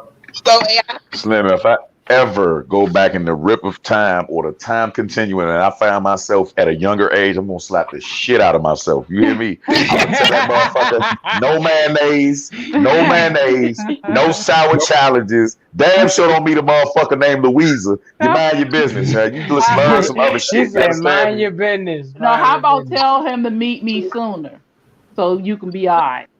Yeah, but about it. If it's backwards, by the time you find him younger than your age now to smack him, all of that has already happened because it goes backwards. You know what? I'm not high enough, and I haven't had the black eyeballs. Remember we was talking about when I drive the plane? I need that LSD right now, man. Okay, I need that right now to get what you're fucking talking about. No, literally, if we ever go, we need some whiskey Wright and some drinks made by Premier Cocktails before we get this conversation. And some no, I'm gonna tell you right now, if there is a galaxy that holds a planet of which you get there and time is literally going backwards and you age backwards and shit like that, man, that is the ultimate. That is like the ultimate mind fuck, like straight up. That's crazy. You go backwards to die, which means yeah, like that's infancy. You go back to like Benjamin Button type shit. Yeah. Absolutely. But think about it. They made the movie Benjamin Button, and now they're saying that there's a universe that goes backwards. And Aiden Robinson had just said Hollywood been telling us. So what if they was trying to secretly let us know, and then boom, now they telling us flat out. I mean, hell. You never know. Well, look, I'm gonna tell you something. How was that documentary? I'm gonna tell you like this: fuck them aliens. I ain't worried about them until they get here, and when they get here, I got a peace offering for you. Come see me. Oh no, because they're gonna be like, "No, we heard you said fuck us." Ain't no peace. You don't want to fuck with no aliens, bro. For some reason, Hollywood, hey Aiden, for some reason, Hollywood been telling us too, they go through your asshole first, then they want to make friends with you. Something weird going on with that shit. Yeah, they probe you and all that shit. They just I want Hey, you said you want them to. People from Earth. Who? What? Huh? Who getting probed? Who said they wanted to? That's why it's on you. It's something about you want them to. I said what? No, I said they always want to anal probe the men. Okay. Yeah. Now, wait a minute. It's really weird. It's really weird. No, they gonna come down to Earth and say, "Hey, they gonna come down to see AI and like, oh, you like Mayo, huh?" Hey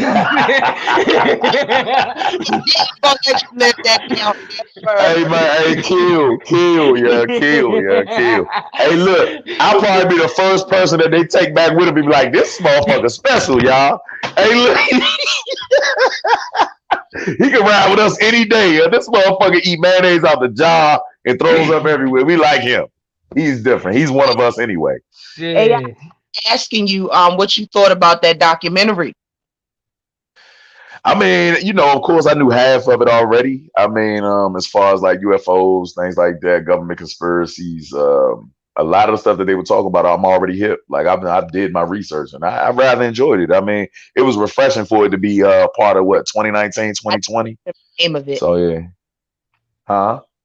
I said, what documentary is it? Because I didn't tell everybody the name of it. I asked you to watch it. It's above Majestic, is what it's called. On Hulu. Everybody should check that out. It's not even on Hulu. You can go on YouTube and rent it for like $2. Oh, so they did put it back on YouTube. Yeah, you can rent it on YouTube for like $2. Yeah, it's go on that jump. When it first came out, it created such a buzz that they snatched it off of YouTube, and Hulu picked it up. So now I know per AI that they did get it back on YouTube, but it's called Above Majestic.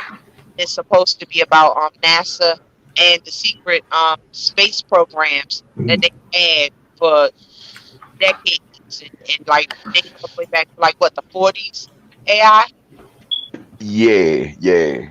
Hey, look, before you even go in depth, I'm glad I'm not white, because it just seems to be a lot of white people on there that like to get probed all the fucking time. Like, they the only ones that deal with aliens. Like, what the fuck, like, where the Negroes at? There are no Negroes that have come in contact with aliens, huh?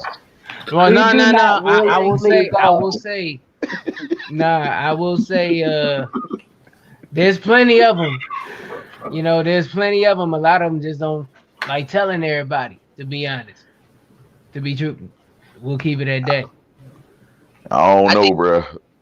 That's because they weren't willing to Facts. go. Like they probably brought the option of being a part of it to many of black folk. They just probably said, nah, I ain't with that. I ain't getting on no camera talking about this shit. You going anyway, smack. Go on, grab him. I think the difference for me is I imagine the tons and tons of white people that's old now. That's like, I told you they came and took me freaking I learned about lube from them. Lube is special. I love lube. And mayonnaise. Raisins and grits.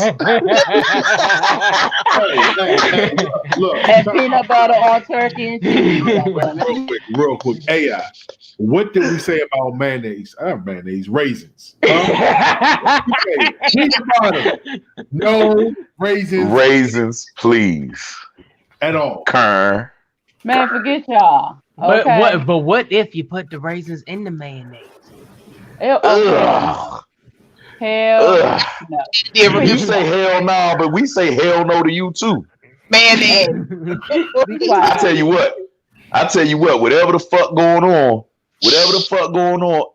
Badu waiting on them to come through. Yeah. Come get her. You mean she waiting on them to come get her back? Hey, that's that Pisces. Hey, listen, don't come for the Pisces. We like that. We are aliens. Period. We are aliens. 1,000. All I'm saying is, every baby daddy come back a little stranger after being with Miss Badu. I don't know what it is. They don't come back strange. They come back healthy. They come back more successful. They come back. They come back spiritual as hell. Yeah. They come back spiritual as hell. They're free. As a unit. And the thing is, they come back as a united front. They don't even beef with each other. Whatever her vagina is made of, women need to start eating that shit. Okay. I mean, she's probing them. Hold on, fellas. She's probing them. She's sticking her finger in there and hitting that reset button. She hit the reset button. She hit the reset button, Audie. I'm just saying. At the southern face dust. I mean, you want to see her biggest victim, for everybody who don't know this already, but duh. If you go back to Outkast's first album, Southern Playalistic Cadillac Music, and look at Andre then look at him after Erika Badu. Yeah. My man. Look at him after that. Look, my man said mushrooms, acid, and LSD. How about this? Maybe she's just tossing a salads. Anybody ever thought of that? Maybe she just eats a lot of ass, and men ain't. She touching men in the ass that ain't never been touched before. She tossing salad. I'm not about to go there. You about to walk down that road. You about to walk down that road alone. I'm not going down there with you. You were alone. What if that's her only secret though? Can we really think about that? What if that's her secret? Is that she like said, but you know what? She told me she was on an episode of Everyday Struggle back when that show was good, because Joe was on it. But she was on an episode of Everyday Struggle. And Joe and all them was asking her like the same shit. Like, what do you be doing to guys? Like, I want to know. She had one response and she left it there. She says simply, I listen to them. Mm-hmm. Man. That's literally all she said. I listen to them. If that I'm was like, even damn, like, that's it? Can women I talk to you? don't fucking listen. They don't listen to shit. They don't listen to sirens. They don't listen to traffic signs. They don't listen to shit that you tell them, y'all. You did what I'm saying? In other words, if y'all just listen, y'all will have us on an entire different spiritual plane, just like Erika. If you just listen. That we do listen. Bullshit. We do. Bullshit. Bullshit. We do. It's a rare breed. It's a handful. It's a handful out here that may do that. I think it's a couple of handfuls. You get the James Brown face on that one. But no, straight up, it was deep because and the thing is, she answered the question in Badu fashion because she whispered it in Joe's ear first, And Joe was like, literally, please tell me, what do you do? She's like, and then everybody's like, hold on, what did you say to him? I said, all I said, and she said, I listened to them. No, she said, I tossed that salad. Hey, bruh. Once again, y'all are going there alone. I do it with jelly too. It's jelly. Always jelly.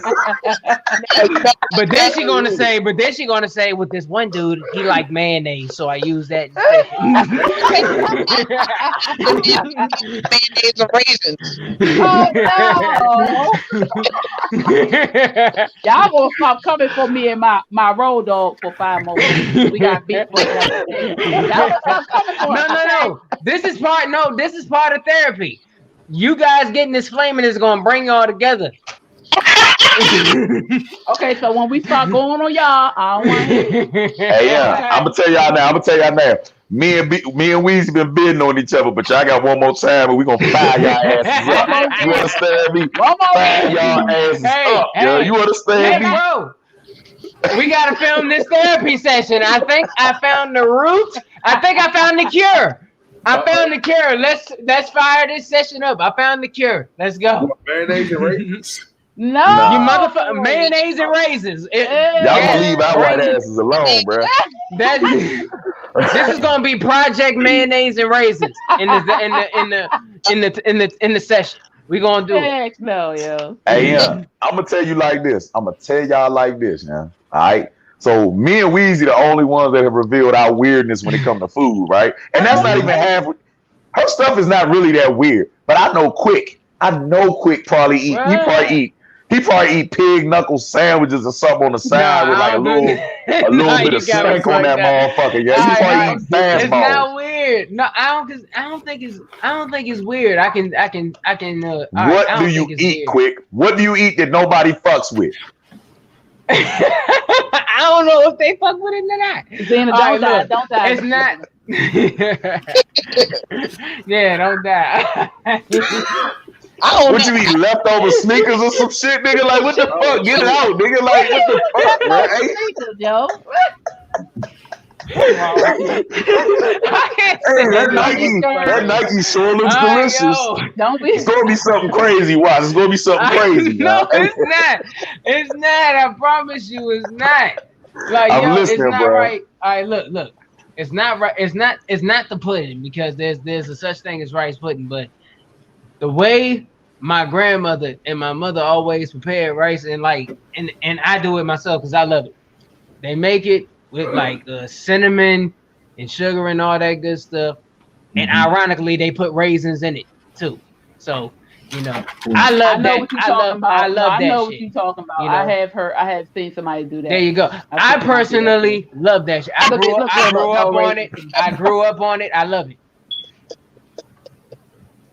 Rock, you got one thing to say, bro. We waiting on you, Rock. What's your weirdest food? Like a porridge. It's weird. Sort of. Yeah, because they make it warm.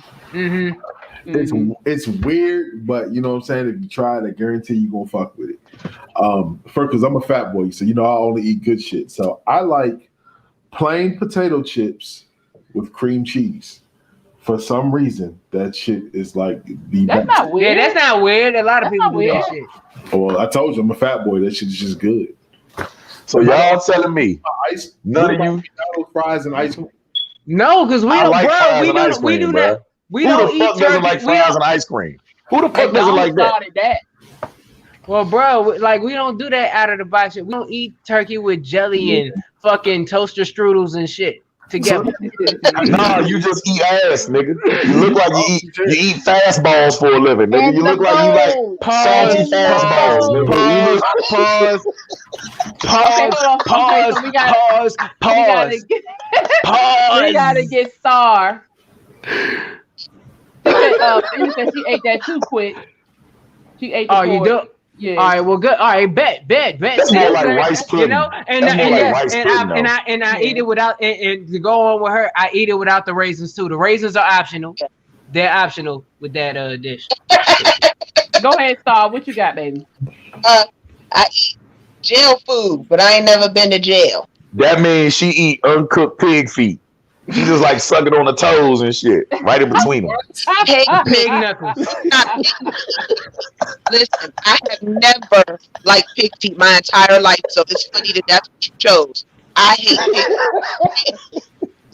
But no, like I take like spaghetti noodles or whatever, and I put soy sauce and peppers and chicken in it, like a ghetto type of spaghetti, and boiled eggs. So I eat like jail food concoctions. Even though That's a low main, girl. What the hell you Right, talking about? That's what the fuck is wrong with you. I fucking get you now, Mo. What? what do you say? Son. I He finally said- get you, no, he Star. was like- I finally he was get like- you, huh? He was like, so that's what the fuck is wrong with you. I get it. Well, what's wrong with it? What's wrong with it? That's why the fuck, hey, look, we was at McDonald's, she was like, nah, I don't want nothing but a motherfucking McChicken with a lot of mac sauce on that motherfucker, nigga. Like, she was just talking to me kind of rude, like, it was kind of weird, Like, that's your thing? Happened. Bruh, she ain't take a plastic fork and try to make a shank out of it, did she? Nigga, No. she was sharpening the bitch on the way there, If I was late any other way, if I didn't get no wine enough, she was gonna fuck me up, So look, real quick. Speaking of McDonald's, shout out to my coworker Erika. He put me on that. Have you guys ever had a McGangbang?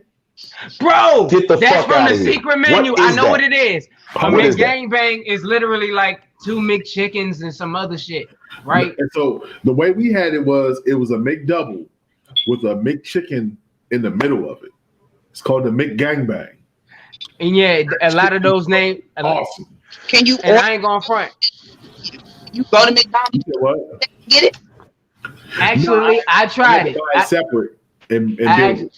Yeah, I tried it because like it's quote unquote. If you look this stuff up, it's on Can that you quote actually unquote. go to McDonald's and order that? You said Not- secret menu. Can you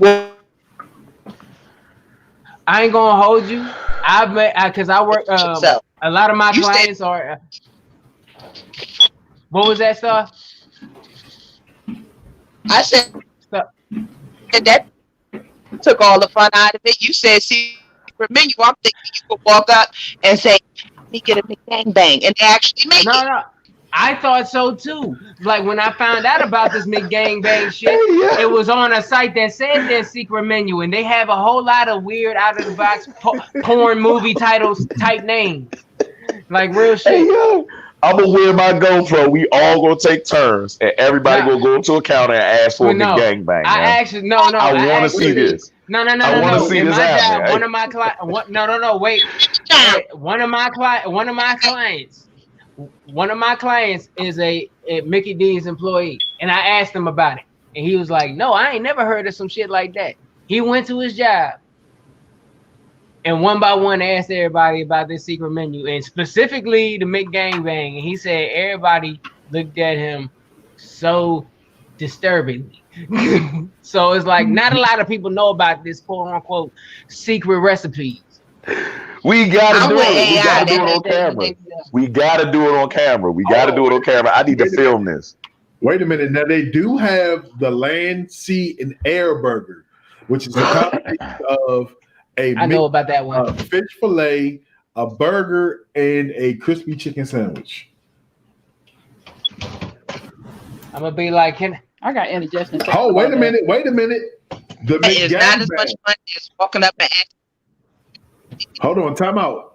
I'm looking at their secret menu. Actually, the McGangbang is actually on the secret menu. I It costs told you. $2. I told It costs you. how much? $2. What? By itself. Now, granted. So, Red Vision TV social experiment. Wheezy, go up to the drive-thru and ask for a gangbang. Why do I have to go to the Because drive-thru it'll and sound ask fun. for- All right. and Weezy, so you ain't about to do that shit. Hey, look, you not about to do that shit. All right, fine. I actually no. I take it back. I It let does, AI to Jaden. do it. It really I does. let AI to do it. AI got to do it. Hey, listen.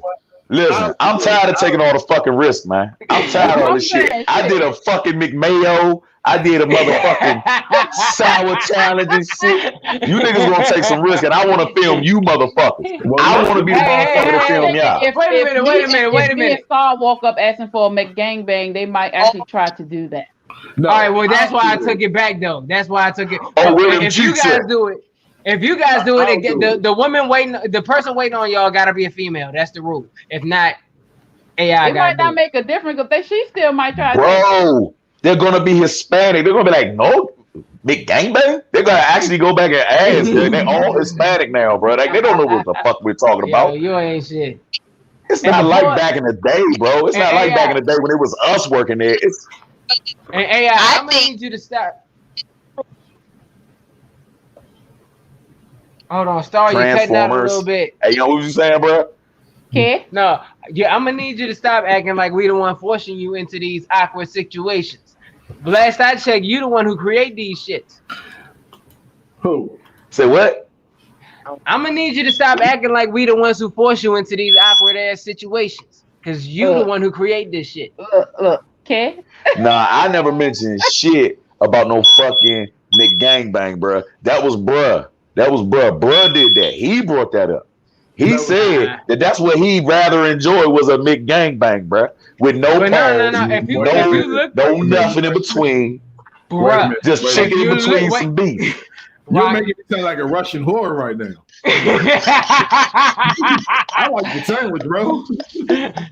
No, he's talking about some damn chicken sandwich. He ain't talking about all that shit. But no, for real. If you go, if you Google the secret memory, if you Google the secret menu. Hey, look, this is how I'm gonna walk up and be like, hey, yo, excuse me. How you doing today? I would like to have 2 beef patties and a piece of chicken in between them son of a bitches, okay?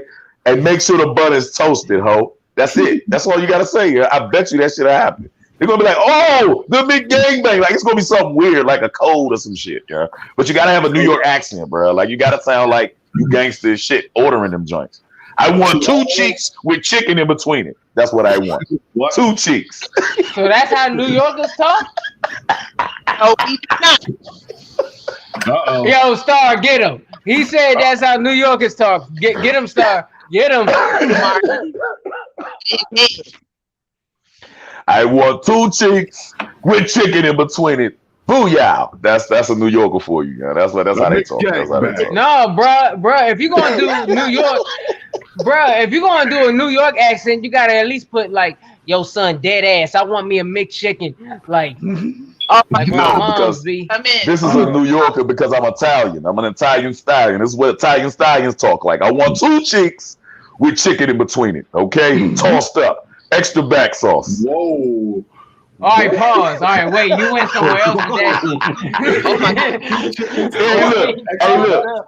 Hey, look. It's just like me to push the fucking envelope every time. Man. I'm tired of being light skinned, man. I'm the one that always has to push the envelope. Hold on, man. Star. I think Star trying to say something. What you saying, Star?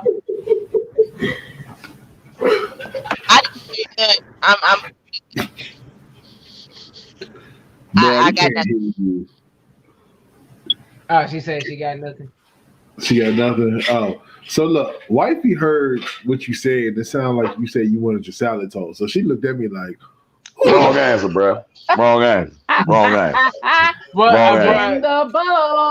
No cheat codes here, champ. No cheat codes here. Real quick, bro, I ain't gonna. I ain't gonna hold you. You did say a lot there. There was a lot of tossing and back saucing going on. Yeah, right bro, you called it a fucking McGangbang, bro, with no pauses, bro. You ate a McGangbang.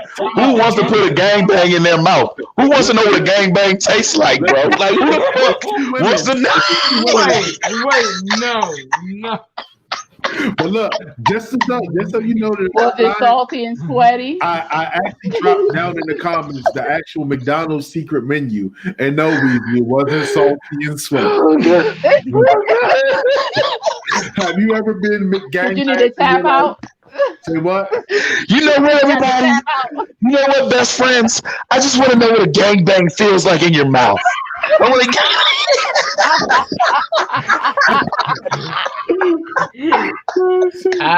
Yo, it's gotta be amazing. It's gotta be amazing. Beef and chicken must equal gangbang. I gotta have that. Don't What forget the the fuck, sauce. Don't man? forget the sauce. Hey, look. No, hey, like McGangbang What the sounds like a when bruh. y'all come back out here to film, I ain't cooking shit. Everybody, everybody's No, gonna eat I ain't going for McGangbangs. I ain't gonna hold you. Like when I first read that shit, I thought a McGangbang sounded like a 1970s like porn, like real shit. Like shit. Yeah. And the dude in it was gonna be dressed up like Grimace or some shit. Mo, y'all got my fucking size hurt, Mo, because there's no way in fuck I'm ordering anything called a McGangbang. I'm not even gonna make that in my household, bro. It's not gonna happen. I ain't gonna make that happen in the house. Nah. Okay, I'm fucking crying, yo. What you say, Charlie? I said, did y'all know at the McDonald's in the UK, there's no such thing as a quarter pounder? What? No. All of their burgers are quarter pounders. So if you actually want a quarter pounder from a McDonald's in the UK, you have to order a cheeseburger royale. Oh Yo. shit. Yo. Hey, look, Random. you just made Rock's day. That nigga about to move to Britain as soon as possible, yeah. That nigga loves McDonald's, bro. You fucking up. But no. Speaking of McDonald's, I'm eating clean fucking burgers. this is completely random. But you know how, because you know how McDonald's has, You can have a turkey burger. Yo, completely random. You know how McDonald's has a website. You know how McDonald's has a website, right? Did you know that they have multiple websites? There is a McDonald's website specifically for black people. Now, am I supposed to be offended or sized? Bruh, like there's literally. What the fuck they serve? Chillin' loaf, nigga? Like what the fuck they serve there? Like why is it for black people? Literally, there is a website. We got watermelon chicken specifically for black people. Rock, look it up. Just look it up. See if it's still up there. I found out about it years ago when I was like still in school. But like there's a McDonald's website specifically for black people. I found out in my media and like one of my mass media classes. So I mean, like, what the fuck do we order differently from everybody else? Like, there's no difference in like menu, but there's literally a site for black people. It's weird. It's literally just type in African American McDonald's website or black McDonald's website or some shit like Google. I just typed in that, and I guess we can touch on this next week because I forgot to mention it. But there's like 52 black owners.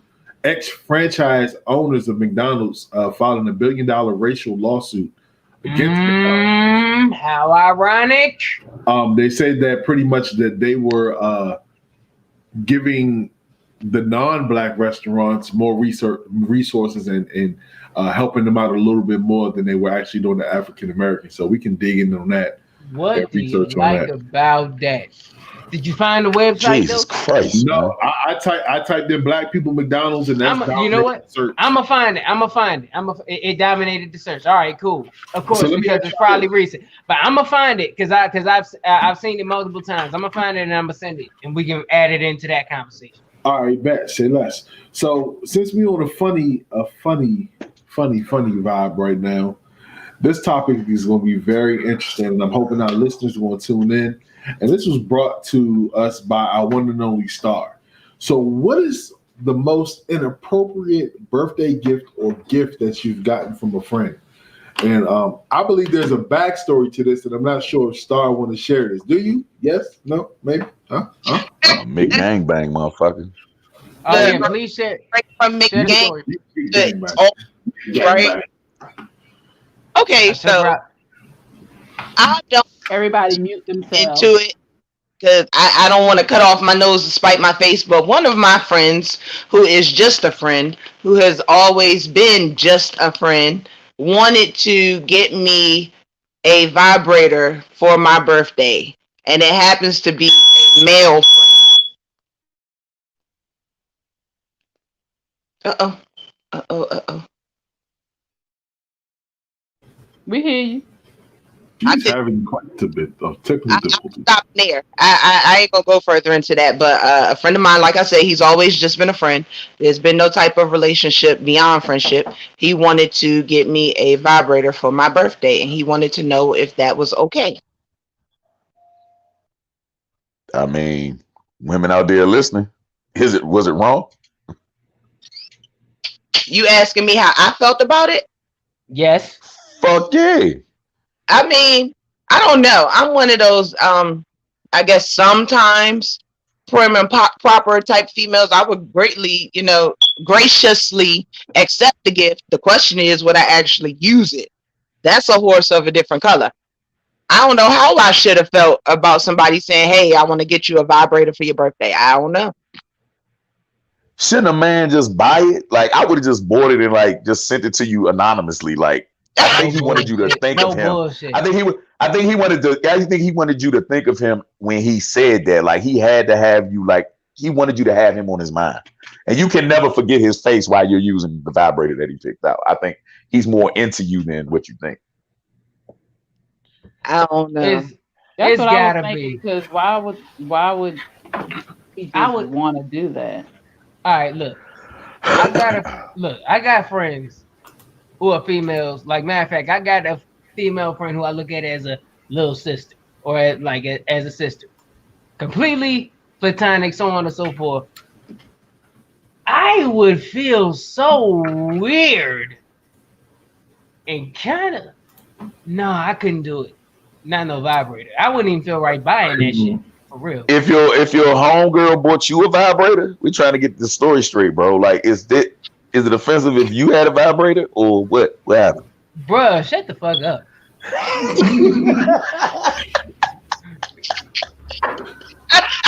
I was waiting for it. Okay, so what if your girl bought because they have the rings with the vibrator thing on it. Would you be okay with that? The cock ring? A vibrating cock ring, and she bought it for me. Mm. I'd be able to find the humor in that because it's my girl giving it to me, But that humor, you're supposed to use it. I know, but like no. Like, because granted, initially if she shows it to me and gives it to me, I'm going to laugh.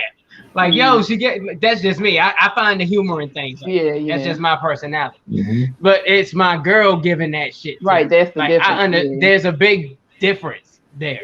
If it's like some random, if it's some random chick giving me some shit like that, or like not even a random chick, if it's another female who's a friend giving me some shit that goes around my private parts, that's gonna look crazy.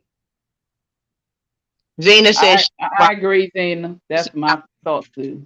If we not intimate, you don't do that. Respect. Facts. I have first and foremost.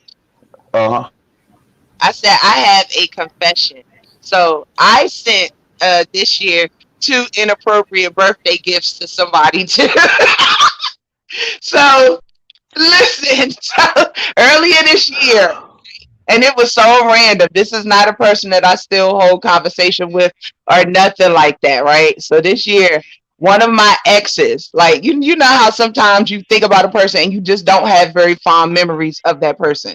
So this year, for this ex's birthday, it's this prank website, right? I got to remember the name of it. But when you punch in the person's phone number, they send an automated machine calls them and says that they're calling from the health department and one of their partners turned up with an STD and they have to get in touch to get tested. So I put it on the prank website and had the machine. See, it's people like you. It's people like you that must be put down. Like you must get shot in the face. That wasn't even the end of me tormenting him. There's this site that sells candy, but it's called Bag of Dicks, and you can anonymously send somebody through the mail a bag of dicks. And I sent them that too. All right, you an asshole. You want to cause, as they call it, trouble in paradise. That's all that fucking jail food she be eating, That jail food breed asshole. You an asshole, yo. Straight up. Made it criminal. Hey, you Yeah, want you a that, straight up asshole, Mike. I think I'm gonna send like 5 people those next week. That's fucking Hey fun. man, fuck you, nigga. Hey, you better not even try it, bro. You better not even fucking try. Hey, look, what I say, Molotov or Makalov, nigga, whichever one you gonna get at your front door. He fucked it up again. No, I did that on purpose this time. Hey, look, that was part of the discussion when we was up there the last time. He was like, man, who the fuck says Makalov? God damn it. Fuck me. Makalov, yo. It's my confession. I don't think shit. You said huh? I said, what did you say? I said I've never sent an inappropriate gift. I've never sent I don't think I've ever gotten an inappropriate gift. I don't get gifts, but I don't send inappropriate gifts. All right, well, okay, so let's put it like this. Let's put it like this: like for a man, if a close friend of yours, a female friend, was to give you a pocket pussy, or you know what I'm saying, a cock ring or something like that, they might be just trying to look out. Like women doing it for male friends is not as aggressive as a male friend trying to do it for a female. Like you wouldn't like. I don't even think we would trip. I'm not even going front. Even if it is Louisa, even if it is that way, if anybody's even if it's like me, sometimes a sign will go like right over my head half the time. We won't look at it as that. I'm like yo, you crazy as shit and so on and so forth. And she could really be shooting her shot trying, but it would go right past us like nothing. We won't see it. Yeah. Her shot with a pocket pussy. Oh my God. A fleshlight. I got a whole story about that. I got a whole story about that with my ex-wife. Jesus Christ. Tell it. I confessed. You come to the confessional too. Hold on. Let me set him up for the confession. Who's the priest? Talk to him, brother. Did you just put me an ISO here? Did you really just put me a fucking ISO, bro? Yes, I did. Hey man, hey listen, hey look. So whole team, my ex-wife, she had bought me one, right? Because she was pregnant and she just didn't feel like having sex, man. I fucked around and got addicted to that shit, bro. She caught me doing it one day and threw the bitch out in the trash. I was mid-stroke. About to satisfy my every fantasy, my man. I was looking at Bubble Butts Part 50, bro. Like, you know, you had a VHS, so you couldn't turn the bitch off. Like, you had to motherfucking hurry up. She ran up the stairs, bro. I was mid-stroke with that motherfucker, bro. She caught me with that shit. She got to blame that one on herself. She got to eat that one. She got to eat that one. Yeah, bro. You didn't want. So let me ask you this: were you more so embarrassed or was you mad? I was mad as shit, nigga. I was mad as shit. What you doing? What was done? Hey, that was the best love making I've ever done for myself ever in my life, bro.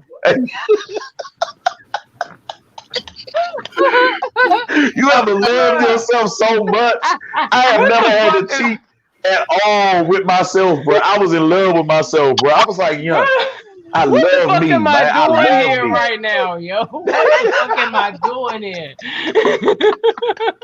You gotta learn to give him the face. Look. Hey, bro, you a pocket pussy, love yourself, bro. Yo, question. Oh, wait. Before off subject for a second. Go back to Eddie Winslow real quick, Rock. What now? Question, y'all. What is he saying in that photo right now? What do you think he's saying? I want a pocket. He want a pocket. He's mad that I don't know. Hey, look. Cowabunga. When we tell you what it says, it's a storm up here where I'm at, y'all. I'm starting to get the shits. Huh? You are the storm. No, it's a storm where I'm at. You know, I'm everything breaking up and shit. My bad. Oh, you look like you. What was y'all saying about me? I know y'all was talking shit. We was trying to see what Eddie Winslow is trying to say in this picture here. I just know he loves pocket pussies. That's what Star said. Hey, so that's two. Hey, so majority rules on that one. Bro, that's the face I was making when I got caught. Bring fake ass Brown back up. That's the face I was making when I got caught, nigga. That was me right there. Yeah, so you was making That the was me Eddie. right there. You was making the Eddie Winslow. He was saying, "Hey, give it back." He was doing it. He was making the Eddie Brown. That face. was fucking me, bro. Go ahead, Damn yo. straight. And I could not cut the VHS off. I could not get up because I was about to finish. And that's impossible to do. Your legs go numb when a man is about to finish. You can't do anything. Butt cheeks lock up on you and everything. I was done. Soon as she opened the door, I was about to finish. I was done. I was looking at look. Pinky and them. All right, so let's just say this, Weezy, would you feel any kind of way if AI sent you like a vibrator or a prosthetic private part? Hold on. Are we 3 years old? Okay, quick. A prosthetic private part. Yeah. A prosthetic private part. Private part. Wow. Yo, Hey, there you go. That's a new term. There you go. We gotta write a dictionary. Quick comes up with the best terms, y'all. Yes. He does. We gotta do a Prosthetic. quick dictionary. Quick shit. Hey, I like that. Let's do that. You know what, quick? That might have to be a segment on the show. I got you. I Quictionary. gotta give a The new. word. I gotta give a new word and its definition and meaning and origins. It All is right. noticed that this broadcast took a very weird turn. No bull. All right, but anyways, you haven't answered. You haven't answered my question, Weezy. I don't know how it will feel. If he can't, if something came in the mail, you open the box. Now you have if a it's prosthetic. a vibrator, I know when I come around him, I might mess with him with it. All right, but all right, if it's not just a vibrator, it's a vibrator, but it's a molded prosthetic private part in your hand now. I don't know. Like those companies where you can get the mold made of your. Yeah, like that shit. Oh shit! What if it was a personalized one and it's now Hey, and yo. he gave it to you? Hey, yo, this is AI. And I promote using my cock. Use my cock as a prosthetic private part. And Yeah, wait a minute. that's what it And is. disclaimer. Pause on this whole shit. But I'm asking Weezy here. I don't know. What if a male sent you a personalized prosthetic private part? I don't know. I don't know what I would do. First of all, I'm like, who the fuck send me a dick? That's like, I don't know. No, like no. And what if the next time you see him, he walks around and he comes up to you like, so did you get my package? Literally. I'm like, yeah, it's right here. Buzz. Buzz. So I don't know what AI actually send that out to women as Christmas gifts. Because now that you see, it does look like the type that will get penis. Star, what if he gave you one? If he gave, man, that would be the funniest day of my life. And throw it at him. Because I know it came from a very sarcastic, weird place. I would just throw it at him. Look what I got, y'all. Boom, and bust him in the head. So, what if he gave you one? I shoot him. I ain't gonna hold you. I shoot his fucking ass. It's gonna be if he give me that motherfucking shit, I'm sending nothing but buckshots. You gotta show me. I'm sending nothing but hollow tips. Fuck that shit.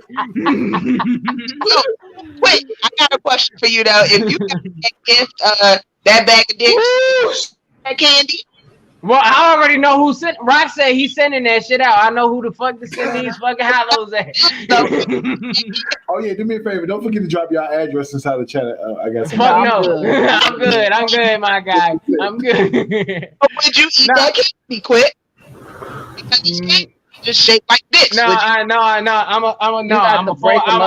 send it back. I'm gonna send it back because I can reply. You can go back to the post office and decline it, and I'll say, you know what? I'm gonna forward it to somebody. You want to know what? I know exactly who I'm gonna forward it to. And you know what? I'm gonna personally put an extra in there. I'm gonna stick a big ass king size jar of Hillman's in the box too, and send that shit straight over to AI.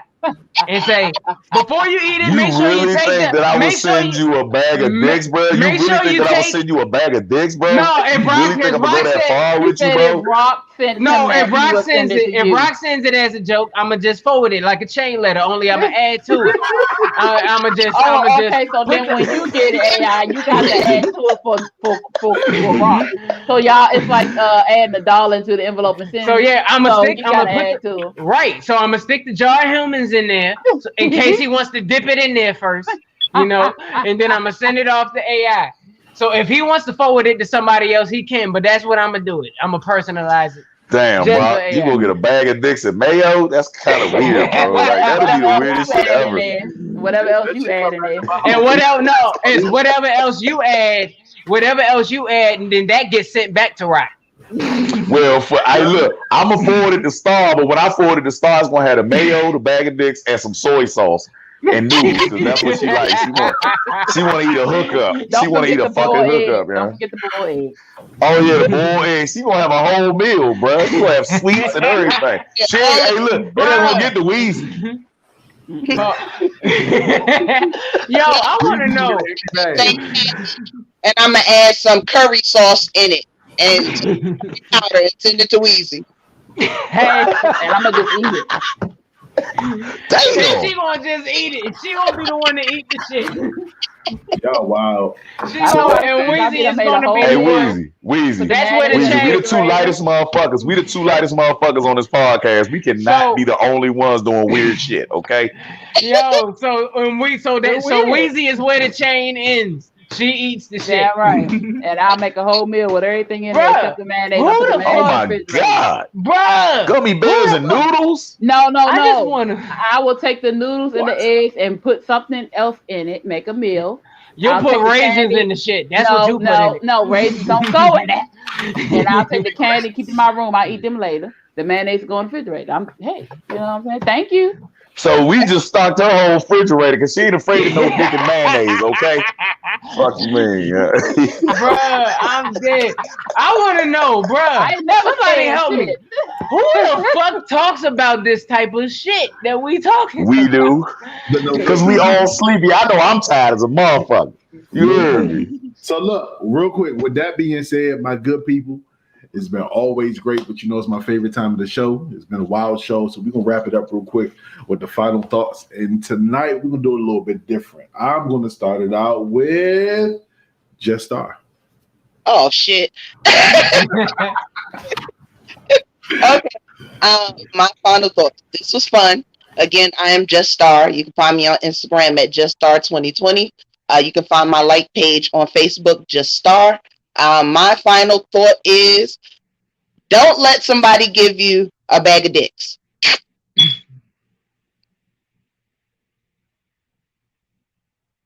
That was quick. Next. Go ahead. No. Go ahead, ladies. Go ahead. I don't even know what to talk about because we was all over the board. But being as though we were all over the board, that goes to show you how much we have, how much freedom we have with each other, how fun we are, how much we actually love each other. And if you don't get anything from us, you should get that. I want to thank our two wonderful guests for coming and giving us all this insight. I'm pretty sure we're going to be reaching out to y'all soon, so I really appreciate it. I want to thank these hosts that I have, and I'm going to kick all y'all asses when I see you. And just have a good night. You can catch me on Facebook at The Blue Phoenix and on Instagram at The Blue Phoenix Hill. And on this crazy ass show. Yes, indeed. Well, I actually got a couple of points. Firstly, long story short, if you learned anything from AI, mayonnaise is meant to be just a condiment and not a full-fledged bowl or meal. I thought I told you it's only supposed to be me. You can't keep jumping on his ass, okay? Don't nobody listen to you. I know. That's why next time I cook for you, I'm gonna put raisins in your food. Goodbye. Whatever. That's anyways, there's that.